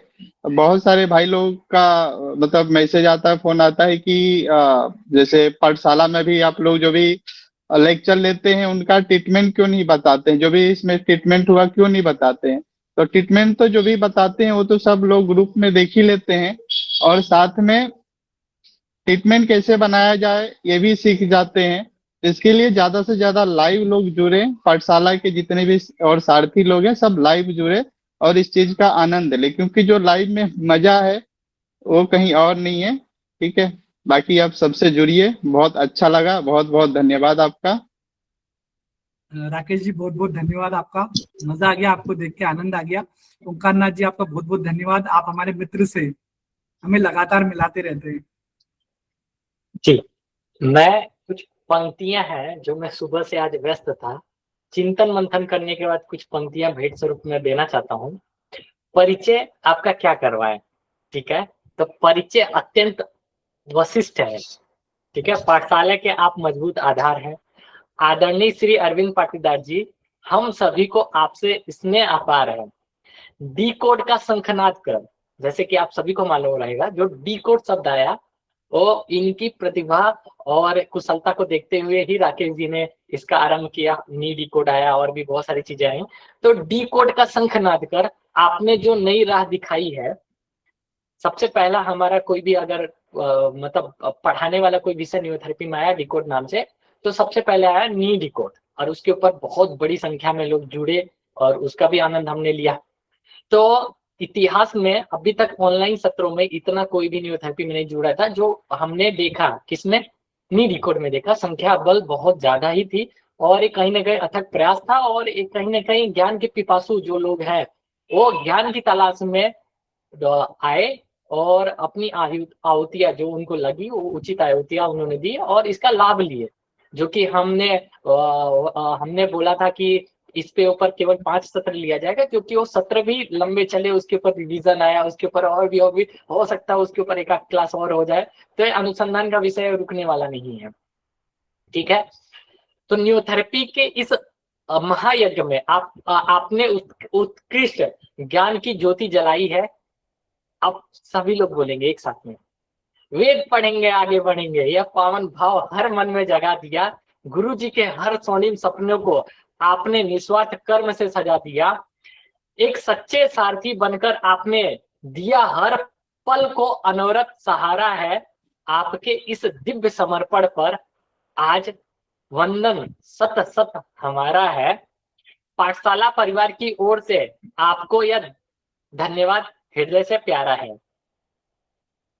बहुत बहुत धन्यवाद जो आपने आज फिर से एक मतलब डिकोड क्या होता है, मतलब किन विषयों पर कैसे डिकोड किया जाए और उसके ऊपर क्या प्रमाण हो, उसको आपने फिर से सिद्ध करके दिखाया है। तो हम आशा करेंगे जो हमारे अभी ज्ञान पिपासु लोग हैं वो आपके ही पद चिन्हों पे चल के जल्दी ही इसके ऊपर हील पेन के ऊपर एक रिवीजन सत्र हो और आपके ही शब्दों को वो अपने स्टाइल में और इसको वापस से हिल डिकोड पे या तो और भी बहुत सारे सत्रों पे रिवीजन हो पाए। इसके ऊपर हम मंगल कामना करते हैं। हमारे जितने भी शिष्य लोग हैं और जितने भी हमारे ज्ञान पिपासु सारथी लोग जुड़े हुए इस सत्र में, उनके किस लिए? आगे उन्नति के लिए। जैसे कि अरविंद जी ने कहा कि आज के सत्र की संख्या न कम थी, उसमें किसकी गलती थी मालूम? हमारे तरफ से गलती नहीं थी। हमने सुबह ही एक मैसेज डाला था कि प्रचार करने का कार्य है ना आप संभाले, सत्र लेने में हमें महारत हासिल है। सत्र कैसे लिया जाए, कैसे किया जाए, विषय कौन सा रखेगा, अगर हम उसमें अपनी एनर्जी डालेंगे ना तो हम उसमें नंबर 1 पे हैं। तो प्रचार प्रसार का कार्य आपका है, वो आपको ही करना पड़ेगा, क्योंकि हम उसमें ऊर्जा डाले इसमें ऊर्जा डाले तो मजा नहीं आती है। तो एक तरफा होके देखते हैं और एक साथ में मिल के कार्य करके देखते हैं। प्रचार का काम आप संभाले और शिक्षण का जो काम है, जो डिकोड टीम बनी है वो संभाल के दिखाएगी आपको शिक्षा होती क्या है और कौन से स्तर पे ऑनलाइन जो शिक्षा होता है उसको कैसे लिया जाता है। ठीक है, थोड़े समय में अगर किसी का क्वेश्चन आंसर हो तो केवल 5 या 7 लोगों को ले सकते हैं। उसके बाद हम रक्षाबंधन आने वाला है, तो उसके ऊपर एक विशेष व्याख्यान सुनेंगे कि रक्षाबंधन क्या होता है, और जो राखी है वो क्या वैदिक राखी भी हो सकती है। तो उसके ऊपर एक इंद्र आपकी पावन भूमि से, इंदौर से ही स्वामी जी आ रहे हैं और इसके ऊपर बहुत बढ़िया मार्गदर्शन करेंगे। इसको बनाने की विधि जो भी है, सारी चीजें विस्तार में बताएंगे, इसका महत्व क्या है उसके ऊपर भी विस्तार में वर्णन करेंगे जी। केवल अभी जो लोग सबसे पहले 6 से 8 लोगों ने हैंड राइज किया है उन्हीं के क्वेश्चन आंसर दिए जाएंगे। ठीक है, मैं बीच में थोड़ी सी चीज बता दूं जब तक आप क्वेश्चन आंसर लेते हैं। एक तो अभी मैं हर मंगलवार और हर गुरुवार आपसे मिलने वाला हूं, और आप सभी लोगों से निवेदन है कि थोड़ा सा फिर से माहौल बनाते हैं। वही तो माहौल बनाने के लिए हमें क्या करना है, आज तो एक तो मुझे रात भर जगाना है। रात भर जगाना है मतलब व्हाट्सएप पे मैसेज करना है कि आज का आपको सत्र कैसा लगा, तो ज्यादा से ज्यादा लोगों को मालूम पड़ेगा। और वापस से मैं मंगलवार के दिन आऊं तो थोड़ा मजा मुझे और ज्यादा आए, ज्यादा लोगों को देख के दे दो। आप लोगों से एनर्जी लेता हूँ, पता है जितने ज्यादा लोग होते हैं उतनी ज्यादा मेरे अंदर एनर्जी होती है। तो आप लोगों से एनर्जी आती है, तो आपको लोगों की संख्या को बढ़ाना है। ये 250 पार पहुंचाना है, 500 पार पहुंचाना है वैसे तो, लेकिन 250 पार, अगले गुरुवार 500 पार संख्या रहना चाहिए। तो उसके लिए आपको ग्रुप के अंदर, मतलब जो व्हाट्सएप ग्रुप है उसके अंदर एक के बाद एक मैसेज आपको शेयर करना है कि आपको क्लास कैसी लगी, आपको वो क्लिक हुआ जो मैं बताना चाहता था, मैं जिस रोड मैप को आपको बताना चाहता था वो क्या आपके लिए उपयोगी है, वो आप मेरे साथ शेयर करिए, तो लोगों को पता लगे कि हाँ अभी पिक्चर बाकी है मेरे दोस्त, अभी तो ट्रेलर है, पिक्चर अभी बाकी है मेरे दोस्त। तो ये आपको बताना पड़ेगा। और सभी से मेरा निवेदन है कि ज्यादा से ज्यादा, कम से कम 100 से ज्यादा मैसेज आज व्हाट्सएप पे डाले जाए सारथी ग्रुप के अंदर, तो ज्यादा से ज्यादा लोगों को मालूम पड़े। और अभी मंगलवार के दिन भी मैं आपके साथ आ रहा हूँ, फिर वापस गुरुवार के दिन आपके साथ आ रहा हूँ, तो जुड़े रहिए, हम ऐसी चर्चा करते रहेंगे। अब अगला जो सत्र रहेगा वो या तो फ्रोजन शोल्डर के ऊपर रहेगा, या फिर जो है हमारी टीम जैसे डिसाइड करती है वैसे अगला सत्र में ही लेके आऊंगा आपके साथ में। हम लोग वापस से चर्चा करेंगे मंगलवार के दिन। चलिए क्वेश्चन आंसर ले लीजिए, क्वेश्चन आंसर लेने के लिए तैयार हूँ। सर मेरा एक क्वेश्चन है सर। जी जी बोलिए दीपेंद्र जी। ये वेद में जो है ना हिल स्पर के लिए ट्रीटमेंट बताया है, ये हेपारिन और 6 ADR, एक जगह पर एसिड ट्रीटमेंट और 6 ADR बताया है, और दूसरी जगह पर बताया है कि एसिड ट्रीटमेंट और थाइमस टेस्ट बताया है। तो इसमें कंफ्यूजन है, ये क्लियर कर दिए सर। देखिए दीपेंद्र जी, कहाँ से आप? मैं नेपाल से सर। कहाँ से? नेपाल से? नेपाल से। देखिए आपको है ना एक तो सिंपल सी चीज समझना होगी, हम जो है ना शरीर को ठीक करते, कभी भी डिजीज को ठीक नहीं करते। हमारा काम शरीर को ठीक करने का होता है। जिन्होंने एसिड ट्रीटमेंट बताया है, यदि बॉडी के अंदर एसिड की मात्रा ज्यादा बढ़ी हुई है और उसको हिल पेन है तो आप एसिड ट्रीटमेंट दोगे तो उसका फायदा होगा। यदि वहाँ इंजुरी हो रही है और आप थाइमस से चेस्ट देके वहाँ इंजुरी को रिपेयर कर रहे हैं तो थाइमस से फायदा होगा। मैंने आपको वो जो लूप है ना आपका, उससे तो बाहर निकलना सिखाया है। आपको किसी की और क्या आवश्यकता है? आप तो खुद समझ गए ना कि बीमारी क्या है, आपको समझ में आया कि बीमारी क्या है। दूसरा आपको ये भी समझ में आया कि बीमारी के प्रोटोकॉल कैसे बनाए जा सकते हैं। देखिए एक ही बीमारी को अलग अलग 7 ट्रीटमेंट से, आपको क्या लगता है मैं एंजाइना ट्रीटमेंट देके आप कोई सी भी बीमारी ले आओ, मैं एंजाइना ट्रीटमेंट से ठीक कर सकता हूँ। बस फर्क क्या रहेगा पता है? जो पेशेंट मेरा 4 दिन में ठीक होने वाला वो 4 महीने में ठीक होगा। किसी पेशेंट को आप नॉर्मल देते जाओ, आपको कुछ भी नहीं पता है ना, वो पेशेंट भी आपका 90% चांसेस से ठीक होगा। लेकिन जो पेशेंट आपका 8 दिन में ठीक होने वाला है वो हो सकता है कि 7 से 8 महीने में ठीक होगा। तो न्यूरोथेरेपी के प्रोटोकॉल से मतलब ये होता है कि उसको थोड़ा सा रफ्तार मिल जाए, जल्दी मिल जाए, आपका पेशेंट जल्दी ठीक हो जाए। तो इसलिए हम एक प्रोटोकॉल बनाते हैं। आप यूडीएफ फार्मूला भी देते जाओगे, आप देखो, आप एक चीज को समझना बहुत अच्छे से। हेपरिन और प्लाज्मिन बनाया हमने इंजुरी को रिपेयर करने के लिए थाइमस ग्लैंड को एक्टिवेट करा, है ना। हमने ब्लड के फिल्टरेशन को ठीक करने के लिए एसिड फार्मूला दिया, है ना। अब हमारा ब्लड का फिल्ट्रेशन कौन कौन करता है? ब्लड का फिल्ट्रेशन करने के लिए हमारी किडनी काम करती है, हमारे लंग्स काम करते हैं, और हमारे सेल्स में, एवरी सेल्स में एक बफर सिस्टम होता है जो ब्लड के पीएच को मैनेज करने का काम करता है।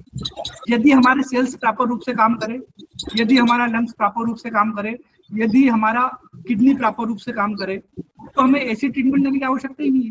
और यदि हमारी किडनी को और हमारे लंग्स को और हमारे बफर सिस्टम, हर सेल्स को सुधारना है, तो हम ऑल यूडीएफ ट्रीटमेंट या नॉर्मल एज नॉर्मल भी बहुत दिन तक देते रहेंगे ना, तो हमारे किडनी के सेल्स के फंक्शन सुधर जाएंगे, हमारे जो लीवर के सेल्स को ताकत आ जाएगी और वो सेल्फ काम करने लगेंगे और बीमारी को ठीक कर लेंगे। तो ऑल यूडीएफ या नॉर्मल एज नॉर्मल फार्मूला से भी सारी बीमारी ठीक हो सकती है, लेकिन हम उसको फास्ट ठीक करना चाहते हैं, इसलिए हम लोग जो है वो उसमें हेपरिन फार्मूला का उपयोग करते हैं। अब ब्लड का फिल्ट्रेशन ऑटोमेटिक हो जाएगा यदि आप ऑल यूडीएफ ट्रीटमेंट दोगे। आपको लगता है कि ऑल यूडीएफ ट्रीटमेंट देने के बाद में ब्लड का फिल्ट्रेशन नहीं होगा? हो जाएगा। मैंने कई महीनों तक अपने क्लिनिक में केवल प्रैक्टिस फास्ट ट्रीटमेंट से करी, कम से कम 6 महीने तक मैंने कुछ ट्रीटमेंट नहीं दिए। मेरा न्यूरोथेरेपी का दूसरा या तीसरा साल होगा।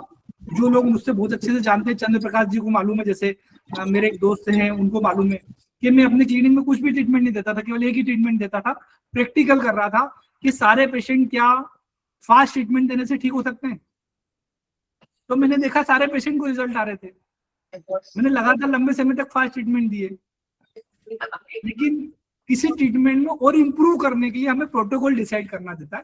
तो आप कभी कंफ्यूज मत हो कि हमें कौन सा ट्रीटमेंट क्या देना है। हर व्यक्ति हर ट्रीटमेंट से ठीक हो सकता है, कोई सी बीमारी हो। आपको प्रोटोकॉल बनाने से फायदा होता है कि वो पेशेंट आपका जल्दी ठीक हो जाता है और आपके दिमाग में कॉन्फिडेंस रहता है कि हम सही काम कर रहे हैं और सही तरीके से हो रहा है। इतना ही फर्क होता है, बस, उससे ज्यादा कोई फर्क होता नहीं है। आई मेरी बात समझ में आपको? ठीक है सर। क्वेश्चन लेते हैं।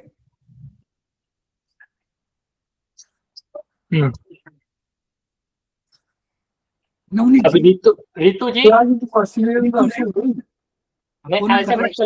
ऐसे मत चलिए, ऐसा गड़बड़ होता है। रितु जी, रितु जी आ जाइए। राम राम। हाँ जी सर, पहले तो थैंक यू आपको। ऐसे लग रहा है कि आप हमारी ही बीमारियों पे ना काम कर रहे हो, हमें बता रहे हो। सर मेरे ना हील पेन होती है, तो साइड में होती है, बाहर की तरफ, जैसे लगता है कि कोई सुई चुभ रही हो। लेकिन जब मैं हल्की सी हील वाली चप्पल पहन लेती हूँ ना, तो उससे काफी हद तक फर्क पड़ता है।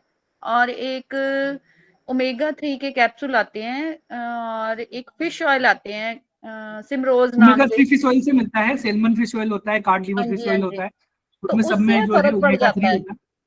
उससे दर्द बढ़ जाता है? नहीं, फर्क पड़ता है, उससे काफी हद तक ठीक हो जाती है। हाँ जी, जब हील वाली सॉफ्ट चप्पल पहनती हूँ तो उससे ठीक हो जाता है। लेकिन चलिए मैं आपको दोनों चीजें बता देता हूँ कि इससे फायदा क्यों होता है, आपको ये बता दूं? हाँ हाँ, वही मैं डाउट क्लियर करना चाहती हूँ। चलिए बहुत बढ़िया। एक तो जैसे कि आपने बोला कि आपको हील वाली चप्पल पहनते हो तो आपको आराम लगता है। क्यों लगता है पता है? क्योंकि वो जो मसल्स हैं, जो हील का स्पर वाला पार्ट बढ़ा हुआ है, उसके साथ में एडजस्ट हो जाता है, थोड़ा सा पैर ऊपर उठ जाता है, एक तरह की एक्सरसाइज हो जाती है। कुछ लोगों को फायदा होता है, कुछ लोगों को बीमारी बढ़ जाती है, लेकिन वो आपके जीवन में फायदे की तरह आ रहा है और फायदे की तरह आके वो उसके साथ एडजस्टमेंट हो जाता है, जिसको हम एडाप्शन बोलते हैं। मैंने आपको एडाप्शन वाला एक वर्ड सुनाया था कि उसके एडाप्शन वाली प्रोसेस बढ़ जाती है, जिसके कारण आपका दर्द कम होता है। दूसरा, आगे आपने बात करी अभी ओमेगा 3 के बारे में, थोड़े से अपन बहुत लंबी क्लास को नहीं चलाएंगे। मेरे एक क्वेश्चन के अंदर कई सारे आंसर होते हैं जो बहुत सारे लोगों के लिए लाभदायक होते हैं जी। 152 लोग जुड़े हुए हैं और 152 लोग जुड़े रहे हैं, इसमें से गायब ना हो, और एक आध जो बढ़ा सकते हो तो बढ़ा लीजिए, कम नहीं होना है आपको, तो फिर मेरे को मजा नहीं आता, मेरे अंदर एनर्जी नहीं आ पाती, तो मैं उतना डिलीवर्ड नहीं कर पाता हूँ। मेरी एनर्जी आप लोगों से ही आती है। तो यहाँ पर ओमेगा 3 की जब हम बात करें तो ओमेगा 3 क्या है? ओमेगा 3 एक बहुत अच्छा एंटीऑक्सीडेंट है जो आपके शरीर के इन्फ्लामेशन को कम करने का काम करता है। साथ में बहुत अच्छा न्यूट्रिशंस है जो रिपेयरिंग करने का काम करता है। जहां हम बात कर रहे थे कि हम स्कार टिश्यूज बनाएंगे, जहां रिपेयरिंग करेंगे, तो उसमें मदद करता है, वो हेल्प करता है। इसलिए जब आप ओमेगा 3 फैटी एसिड खाते हो, स्पेशली सैल्मन फिश वाला या कार्ड लीवर फिश ऑयल वाला, तो उससे आपको बहुत फायदा मिलता है। समझ में आया? क्योंकि वो आपकी रिपेयरिंग को प्रोसेस को बढ़ा देता है। लेकिन मैं आपके साथ में एक चीज और बताना चाहूंगा, जो कार्ड लीवर, ये जो सैल्मन फिश ऑयल के बारे में। देखिए, जो ये फिश ऑयल आता है ना, इसमें जो सैल्मन फिश का ऑयल आता है वो सबसे ज्यादा इफेक्टिव होता है। कार्ड लीवर से ज्यादा इफेक्टिव होता है सैल्मन फिश ऑयल वाला, और थोड़ा सुपाच्य होता है, आसानी से पच जाता है। एक्चुअली में ये जैसे ही आपने ओमेगा 3 फैटी एसिड का कैप्सूल खाया और जैसे ही आपके हाथों के पास में गया तो ये ऑयल रहता है, तो और ये ऑयल जैसे ही आपके प्रोबायोटिक्स मतलब गुड बैक्टीरिया को मिलते हैं ना, तो उनको बहुत अच्छा लगता है, तो ये न्यूट्रिशंस के लेवल को बढ़ा लेते हैं, जिससे आपको एनर्जी देते हैं, ताकत देते हैं और आपके अंदर शरीर के अंदर रिपेयरिंग वाली प्रोसेस को बढ़ा लेते हैं। क्योंकि इससे सबसे ज्यादा किसी को फायदा मिलता है ना, तो वो आपके प्रोबायोटिक्स को मिलता है, क्योंकि उनको आइली जो सूखापन रहता है उनके अंदर का, वहां पर आइल आ जाता है, मतलब ग्रीस लग जाता है।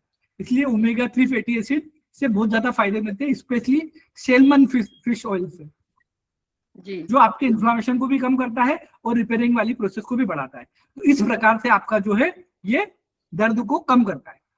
ठीक है, एक और क्वेश्चन ले लेते हैं और फिर बस तीन लोगों को। हमें भी वो मर्म पॉइंट बताना जरूर आप प्लीज। हाँ बिल्कुल बिल्कुल, आश्रम में मर्म पॉइंट जरूर बताएंगे आप। आइए, वेलकम, आश्रम आपसे में तो मुलाकात होगी। अभिषेक जी। हरिओम पंडित जी। हरिओम। नमस्ते अरविंद सर। हरिओम भाई साहब। सर थोड़ी कड़वी बातें कर लेंगे, कड़वी बातें। बिल्कुल बिल्कुल भैया। एक दो शिकायतें है सर आपसे। बिल्कुल बिल्कुल भैया, आदेश एक तो करिए। आप बहुत दिन बाद आए सर। बिल्कुल भैया, बहुत दिन बाद आए आप। ये अरविंद जी, ये शिकायत मेरी भी है इनसे। अच्छा, बिल्कुल, बिल्कुल। दूसरी बात है सर, वो आपने ये इतने से सेशन में इतने ज्यादा इंफॉर्मेशन दे दिए, वो प्रोसेस ही नहीं कर पा रहे हम लोग। बिल्कुल सर, रिपेयरिंग अपन उसको है ना एक बार वापस से बोरियस से परफेक्शन में ला देंगे वापस से उसको इतने सारे टेक्निकल टर्म आ गए कि कुछ समझ ही नहीं आ रहा मेरे को, तो पता नहीं मेरा ही दिमाग कम हो गया है कि पता नहीं क्या हो गया है। नहीं सर, ऐसा कुछ नहीं है। तीसरी बात सर, वो जो हमने जो डी प्रोटोकॉल सेट किया, जो आपने बताया था 20 toe finger, gall liver, spleen mucus, उसके बाद एरिथ्रो ट्रीटमेंट 2/6 और उसके बाद में स्टीरॉइड, उसका रिजल्ट तो बहुत अच्छा है सर, लेकिन वो उसका लॉजिक अभी समझ में नहीं आया है, लॉजिक क्लियर नहीं हुआ है। मैं बता देता हूँ आपको, बिल्कुल इतना ही है सर। मैं बिल्कुल बता देता हूँ। देखिए, टो फिंगर का लॉजिक तो आपको समझ में आ गया होगा बहुत अच्छे से कि टो फिंगर किस तरीके से काम करता है। हमारी नी डिकोड की जो 4 नंबर की क्लासेस थी, वो हमने 3 चीजों के बारे में स्पेशल टच दिया था कि किस तरीके से टो फिंगर देने से मतलब हम दर्द के आगे एक और दर्द पैदा करते हैं, तो किस तरीके से हमारा शरीर दर्द को कम करता है। तो हमने यहाँ पर एक्चुअली में to finger, gall, liver, spleen mucus इसलिए लिया क्योंकि एक तरह का नॉर्मल फार्मूला हो गया जिसमें हम गाल को भी, लीवर को भी, स्प्लीन को, म्यूकस को, 4 ऑर्गन को एक्टिवेट कर रहे हैं। साथ में हम टो फिंगर के द्वारा पेन को भी बढ़ा रहे हैं शरीर के अंदर कि वो फंक्शन कर पाए। तीसरी बात उसमें जो बहुत इंपॉर्टेंट है ना, एक पेशेंट का जो मेंटल लेवल होता है ना, वो ये सोचता है कि यार मुझे राइट वाले हिस्से में दर्द है, ये लेफ्ट वाले हिस्से में पेन दे रहे हैं, तो मेरे राइट वाले हिस्से का दर्द कैसे कम होगा। जब वो एक थिंक ये बना लेता है ना, तो उसको थोड़ा कम फायदा मिलता है और वो आपसे शिकायत करता है कि सर आप तो मुझे लेफ्ट में ये दे रहे हो, मुझे तो राइट में दर्द होता है। ऐसे ही जब मैंने केवल लेफ्ट पैर में उसको टो फिंगर देके देखा ना, स्प्लीन म्यूकस को, तो मैंने देखा कि यार उसको उतने ही रिजल्ट, उसको और अच्छे रिजल्ट आए, जबकि गाल लीवर नहीं दिया गया, क्योंकि वहां पर टो फिंगर देने से और भी दूसरी चीजें काम करती है। वहां एक नया पेन पैदा होता है, वहां पर एक नया पेन का सिग्नल आपके स्पाइनल कार्ड में जाता है, आपके ब्रेन के पास जाता है, और वो नए पेन के सिग्नल्स को लेके पुराने पेन के सिग्नल्स को स्टॉप कर देता है, वो बंद कर देता है कि भैया मुझे नए पेन को कम करना है, पुराने सिग्नल ऑटोमेटिक कम हो जाओ। तो इसीलिए हमने टो फिंगर, गाल, लीवर, स्प्लीन म्यूकस साथ में ऐड कर दिया है कि पेशेंट की मनस्थिति अच्छी रहे, वो ज्यादा अच्छे से फंक्शन करे, हम 2 ग्लैंड की जगह 4 ग्लैंड का एक्सप्लेनेशन दे पाए। और समय के साथ भी अनुभव हुआ कि यार जब हम एक केवल गाल लीवर दे रहे थे तो पेशेंट को इतने अच्छे रिजल्ट नहीं आ रहे थे जितने अच्छे रिजल्ट गाल, लीवर, स्प्लीन म्यूकस देने से आए। एक तो ये चीज हो गई उसके अंदर। उसके बाद में सेकंड क्या, जैसे कि हमने प्रोटोकॉल बनाया 6 ADR वाला प्रोटोकॉल, तो हमने वहां देखा कि यार सबसे मेन होता क्या है, घुटन के अंदर इंजुरी होती है और इंजुरी के साथ में इन्फ्लामेशन आ जाता है। तो वहां पर हमने इन्फ्लामेशन, देखो इन्फेक्शन को कम करने के लिए हमने वहां हाफ कुंडली 6 सेकंड दिया। कई बार मैं हाफ कुंडली 6 सेकंड के 6 ट्रीटमेंट देता हूँ या 1 ट्रीटमेंट देता हूँ, और वहां पर हमने एक 6 ADR दिया। अब 6 ADR देने के साथ में हमने 2 पेन दिया। तो 2 पेन का क्या रोल है वहां पर, ठीक है। 2 पेन तो हम यहाँ पर एबनॉर्मल ग्रोथ को कम करने के लिए देते हैं, लेकिन 2 पेन एबनॉर्मल ग्रोथ को कैसे कम करता है, एक सोमेटोस्टेटिन नाम का केमिकल रिलीज करता है जिससे एबनॉर्मल ग्रोथ रुकती है। एबनॉर्मल ग्रोथ जब भी रुकती है जब किसी न्यूक्लियस के अंदर, मतलब किसी सेल्स के केंद्र बिंदु तक आप ब्लड का देखो, सेल्स की साइज या एबनॉर्मल ग्रोथ तभी हो पाएगी जब वहां के केंद्र के अंदर ब्लड का फ्लो नहीं हो पाएगा। जब केंद्र के अंदर ब्लड का फ्लो नहीं हो पाएगा तभी ओवर ग्रोथ होती है। तो टू पेन सोमेटोस्टेटिन तो बनाता ही बनाता है, उसके साथ में और काम करता है कि वो सेल्स का जो माइक्रोकांडिया होता है, मतलब जो अंदर वाला जो पार्ट होता है, जो सबसे सूक्ष्मतम पार्ट होता है, वहां तक भी ब्लड की सप्लाई को बढ़ाता है। और मुझसे कोई पूछा जाए कि यार आपकी नजर में ऐसा कोई सा ट्रीटमेंट जो सेल्स के हर सेल्स तक ब्लड की सप्लाई को बढ़ा सकता है बहुत अच्छे से, तो मैं मानता हूँ टू पेन के 6 ट्रीटमेंट है जो ब्लड के हर सेल्स तक ब्लड की सप्लाई को बढ़ा सकते हैं। तो इसलिए टू पेन के 6 ट्रीटमेंट, और वास्तव में बहुत अच्छे रिजल्ट आते हैं। मैं टू पेन को एक दूसरी तरीके से भी देखता हूँ, मैं इसको हेपरिन की तरह भी यूज करता हूँ। आपने देखा भी होगा एंटी फाइबर हेपरिन में हम लोग हेपरिन में हम लोग यूज करते हैं, एंटी हेपरिन में टू पेन का यूज करते हैं। तो उसका काम ये होता है कि वो उस सेल्स तक पहुंच जाता है जिस सेल्स तक दूसरे पॉइंट हमारे पहुंच नहीं पाते, उसके केंद्र तक पहुंच जाता है। तो यहाँ पर इसीलिए टू पेन के 6 ट्रीटमेंट हमने दिए। फिर हमने वहां पर दिया 1WD 1 थायराइड 6 ADR। देखिए ये जो ट्रीटमेंट है ना 1WD 1 थायराइड 6 ADR वाला, ये पेरिफेरियल हमारा जितना भी सिस्टम, मतलब ब्रेन से नीचे वाला जितना भी हमारा पार्ट है, वहां पर हम यदि कोई सा भी केमिकल हम बनाते हैं और उसको हम नीचे वाले शरीर में भेजना चाहते हैं, तो उसके लिए सबसे बढ़िया ट्रीटमेंट निकल के आता है 1WD 1 थायराइड 6 ADR।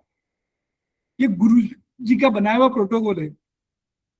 जब कोई केमिकल्स वो बनाते थे और उनको शरीर के किसी एक स्पेशल हिस्से में पहुंचाना होता था, तो वो वहां पर 1WD 1 थायराइड 6 ADR देते थे। और यदि ब्रेन के अंदर स्वेलिंग आ गई, इन्फ्लामेशन आ गया है, तो आप 6 ADR दीजिए और 1 पिट 1 थायराइड और 6 ADR दे दीजिए, वो ब्रेन तक पहुंच जाएगा। तो जब भी हम किसी भी केमिकल्स को या तो ब्रेन में पहुंचाना चाहते हैं तो 1 पिट 1 थायराइड 6 ADR देना है। और यदि हम गले से नीचे वाले हिस्से में पहुंचाना चाहते हैं, चाहे पेट दर्द हो रहा, मान लो किसी आपके पास में एक पेशेंट आया जो मतलब कोलिक का पेशेंट आया, मतलब जिसको पेट के अंदर पेन हो रहा है, तो उसको या फिर उसको पेट में इन्फेक्शन हो गया जिसके कारण से पेन हो रहा है, वहां आप 6 ADR का यूज करना चाहते हो, तुरंत दर्द कम करना चाहते हो, तो आप हाफ कुंडली 6 सेकंड के 2 या 4 ट्रीटमेंट दीजिए, इन्फेक्शन कम होगा।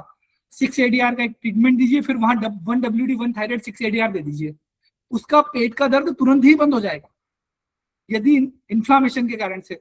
और इन्फेक्शन के कारण से तो केवल आप हाफ कुंडली 6 सेकंड देके जो ये ट्रीटमेंट दे दीजिए, उसका पेट का दर्द कम हो जाएगा। चाहे घुटने का दर्द हो चाहे एडी का दर्द हो, एडी के दर्द में भी आपको तुरंत कम करना है, इन्फ्लामेशन है वहां पर। यदि हम इन्फ्लामेशन का काम करना चाहते हैं वहां पर, तो वहां पर हम लोग, या जैसे कि हम कोई रॉ मटेरियल बना रहे हैं, मान लो हम 10 पेन 4 थायराइड दिया हमने इंसुलिन बनाने के लिए। अब इंसुलिन बना पूरे शरीर में काम करेगा, लेकिन हम उसको स्पेशल केवल घुटने के पास भेजना चाहते हैं, तो 1WD 1 थायराइड 6 ADR वो स्पेशल घुटन या नीचे वाले हिस्से में पहुंच जाएगा जहां पर उसको जरूरत होगी। यदि हम उस इंसुलिन को ब्रेन के पास भेजना चाहते हैं तो हमें 1 पिट 1 थायराइड 6 ADR देना है। तो जब भी हम किसी भी केमिकल्स को नीचे की साइड भेजना चाहते हैं तो ये ट्रीटमेंट बहुत अच्छा काम करता है, और जब ऊपर की साइड भेजना चाहते हैं तो ट्रीटमेंट बहुत अच्छा काम करता है। 1WD से मुझे थोड़ा सा ज्यादा लगाव है। क्यों लगाव है? क्योंकि मैं न्यूरोथेरेपी को कहीं ना कहीं परमात्मा से प्राप्त हुई विधा मानता हूँ। कि गुरुजी बोलते थे कि सब हरि की कृपा है, और हरि की कृपा है तो गुरुजी ने हरि को जोड़ा था ग्रहों से, नक्षत्रों से। और जब ग्रहों और नक्षत्रों से जोड़ने की बात गुरुजी करते थे तो वो हमेशा करते थे कि ग्रहों और नक्षत्रों का जो मूल चक्र शुरू होता है ना, वो माँ के पेट से शुरू होता है, वो WD से शुरू होता है। जब उनके पास ऐसे पेशेंट आए, रूमेटाइड अर्थराइटिस के पेशेंट आए, जहां पर पेन बहुत खतरनाक पेशेंट आए, पेशेंट हिल ही नहीं पाया, उसकी सारी उंगलियां टेढ़ी थी, सूजन था, उसको थेरेपी भी सही से देख नहीं पाते थे, तो गुरुजी को लगा कि यार ये कहीं ना कहीं जो है ग्रहों से रिलेटेड है, और ग्रहों को ठीक करने के लिए इसको जन्म वाली व्यवस्था को ठीक करना पड़ेगा, और जन्म वाली व्यवस्था को ठीक करने के लिए कहीं ना कहीं जन्म वाला ट्रीटमेंट देना पड़ेगा, मतलब WD को एक्टिवेट करना पड़ेगा। तो गुरुजी ने न्यू स्टार मॉडिफाई में WD ट्रीटमेंट लेके आए। तो आपको लगता है कि न्यू स्टार मॉडिफाइड ट्रीटमेंट क्यों WD, वहां पर 6WD क्यों दिया जाता है? वहां इसीलिए दिया जाता है क्योंकि वो आपके चक्रों मतलब माँ के गर्भाशय को स्टिमुलेशन करता है। आप जब 6WD देते हो ना, तो किसी व्यक्ति के बचपन को ठीक कर सकते हो। इसी प्रकार हम न्यू जींस फार्मूला का उपयोग करते हैं, वहां पर 6WD देते हैं। 6WD भी हम इसीलिए देते हैं, जींस को ठीक कर रहे हैं। जब भी हम किसी जींस को या जेनेटिकल लेवल पे या बचपन की किसी चीज को ठीक करना चाहें तो हम वहां पर 6WD का यूज करते हैं और WD का इस्तेमाल करते हैं। WD केवल व्हाइट डिस्चार्ज का ट्रीटमेंट नहीं है, केवल यूट्रस का ट्रीटमेंट नहीं है, ये उन चीजों का ट्रीटमेंट है जो पारिवारिक रूप से, पैतृक रूप से आपके साथ चली आ रही है। जेनेटिकल डिसऑर्डर हो या आपके कर्म के कारण से आपके जीवन के अंदर आया हो, और यदि उस कर्म के जो फल मिल रहा है उसको आपका जीवन आसान करना चाहो तो वहां हम WD का यूज करते हैं। इसलिए अधिकतर ट्रीटमेंट में मैं कहीं ना कहीं WD का यूज करता हूं और मैंने देखा है कि WD का यूज करने के बाद में ट्रीटमेंट जो बहुत इंप्रूव हुआ। जैसे कि मेरे पास में पैरालिसिस का पेशेंट आया, मैंने उसको मल्टी हेपरिन ट्रीटमेंट दिया। आप 3 दिन ट्रीटमेंट दो, साथ में उसको चौथे दिन उसको 1 पिट 1 WD 1 थायराइड दे दो, उसके रिजल्ट में इंप्रूवमेंट आ जाएगा ऑटोमेटिक। उसके रिजल्ट में इंप्रूव आ जाएगा क्योंकि आपको उसके ब्रेन में जाके काम करना पड़ेगा। टू पेन एबनॉर्मल ग्रोथ को रोकता है और साथ में ब्लड के सर्कुलेशन को इंप्रूव करता है। एबनॉर्मल ग्रोथ का मतलब यही होता है, एबनॉर्मल ग्रोथ मतलब देखो इसको आप समझो, एबनॉर्मल ग्रोथ मतलब एक कोशिका जीव। हमारे शरीर क्या होता है, जब एक कोशिकाओं को डबल कोशिकाएं नहीं मिलती है ना तो आसपास बहुत सारी कोशिकाएं इकट्ठी हो जाती है। कैंसर भी ऐसे ही बनता है, फ्री रेडिकल सेल्स जिनको कहा जाता है। कैंसर का डेवलपमेंट भी इसी तरीके से होता है। और यदि उन सेल्स को दूसरा सेल्स दे दिया जाए तो कैंसर के सेल्स खत्म हो जाते हैं। उन सेल्स को यदि दूसरा सेल्स दे दिया जाए, जिनको हम मेडिकल साइंस की भाषा में एंटीऑक्सीडेंट कहते हैं, यदि एंटीऑक्सीडेंट फ्री रेडिकल सेल्स दे दिए जाए तो कैंसर के सेल्स खत्म हो जाएंगे। तो टू पेन कहीं ना कहीं हमारे उन एंटीऑक्सीडेंट को, उन फ्री रेडिकल सेल्स को बढ़ाने का काम करते हैं, जो कैंसर के सेल्स को, मतलब एबनॉर्मल ग्रोथ, चाहे वो कैंसर के सेल्स की हो, चाहे ट्यूमर की हो, चाहे किसी भी चीज की हो, तो उसके लिए टू पेन बहुत अच्छा काम करता है, जबरदस्त तरीके से काम करता है। तो टू पेन के बहुत सारे फंक्शन होते हैं, वर्क होते हैं, जो मैंने अपनी लाइफ के अंदर समझे हैं। कुछ प्रोटोकॉल न्यूरोथेरेपी के हैं, कुछ अपने जीवन में मैंने जो चीजों को समझा है उसके अनुसार मैं टू पेन को वहां पर ऐड कर पाता हूँ और उसके अनुसार टू पेन का ट्रीटमेंट दे पाता हूँ। तो इस तरीके से जो इसका प्रोटोकॉल बनता है और इसके बहुत अच्छे रिजल्ट आते हैं।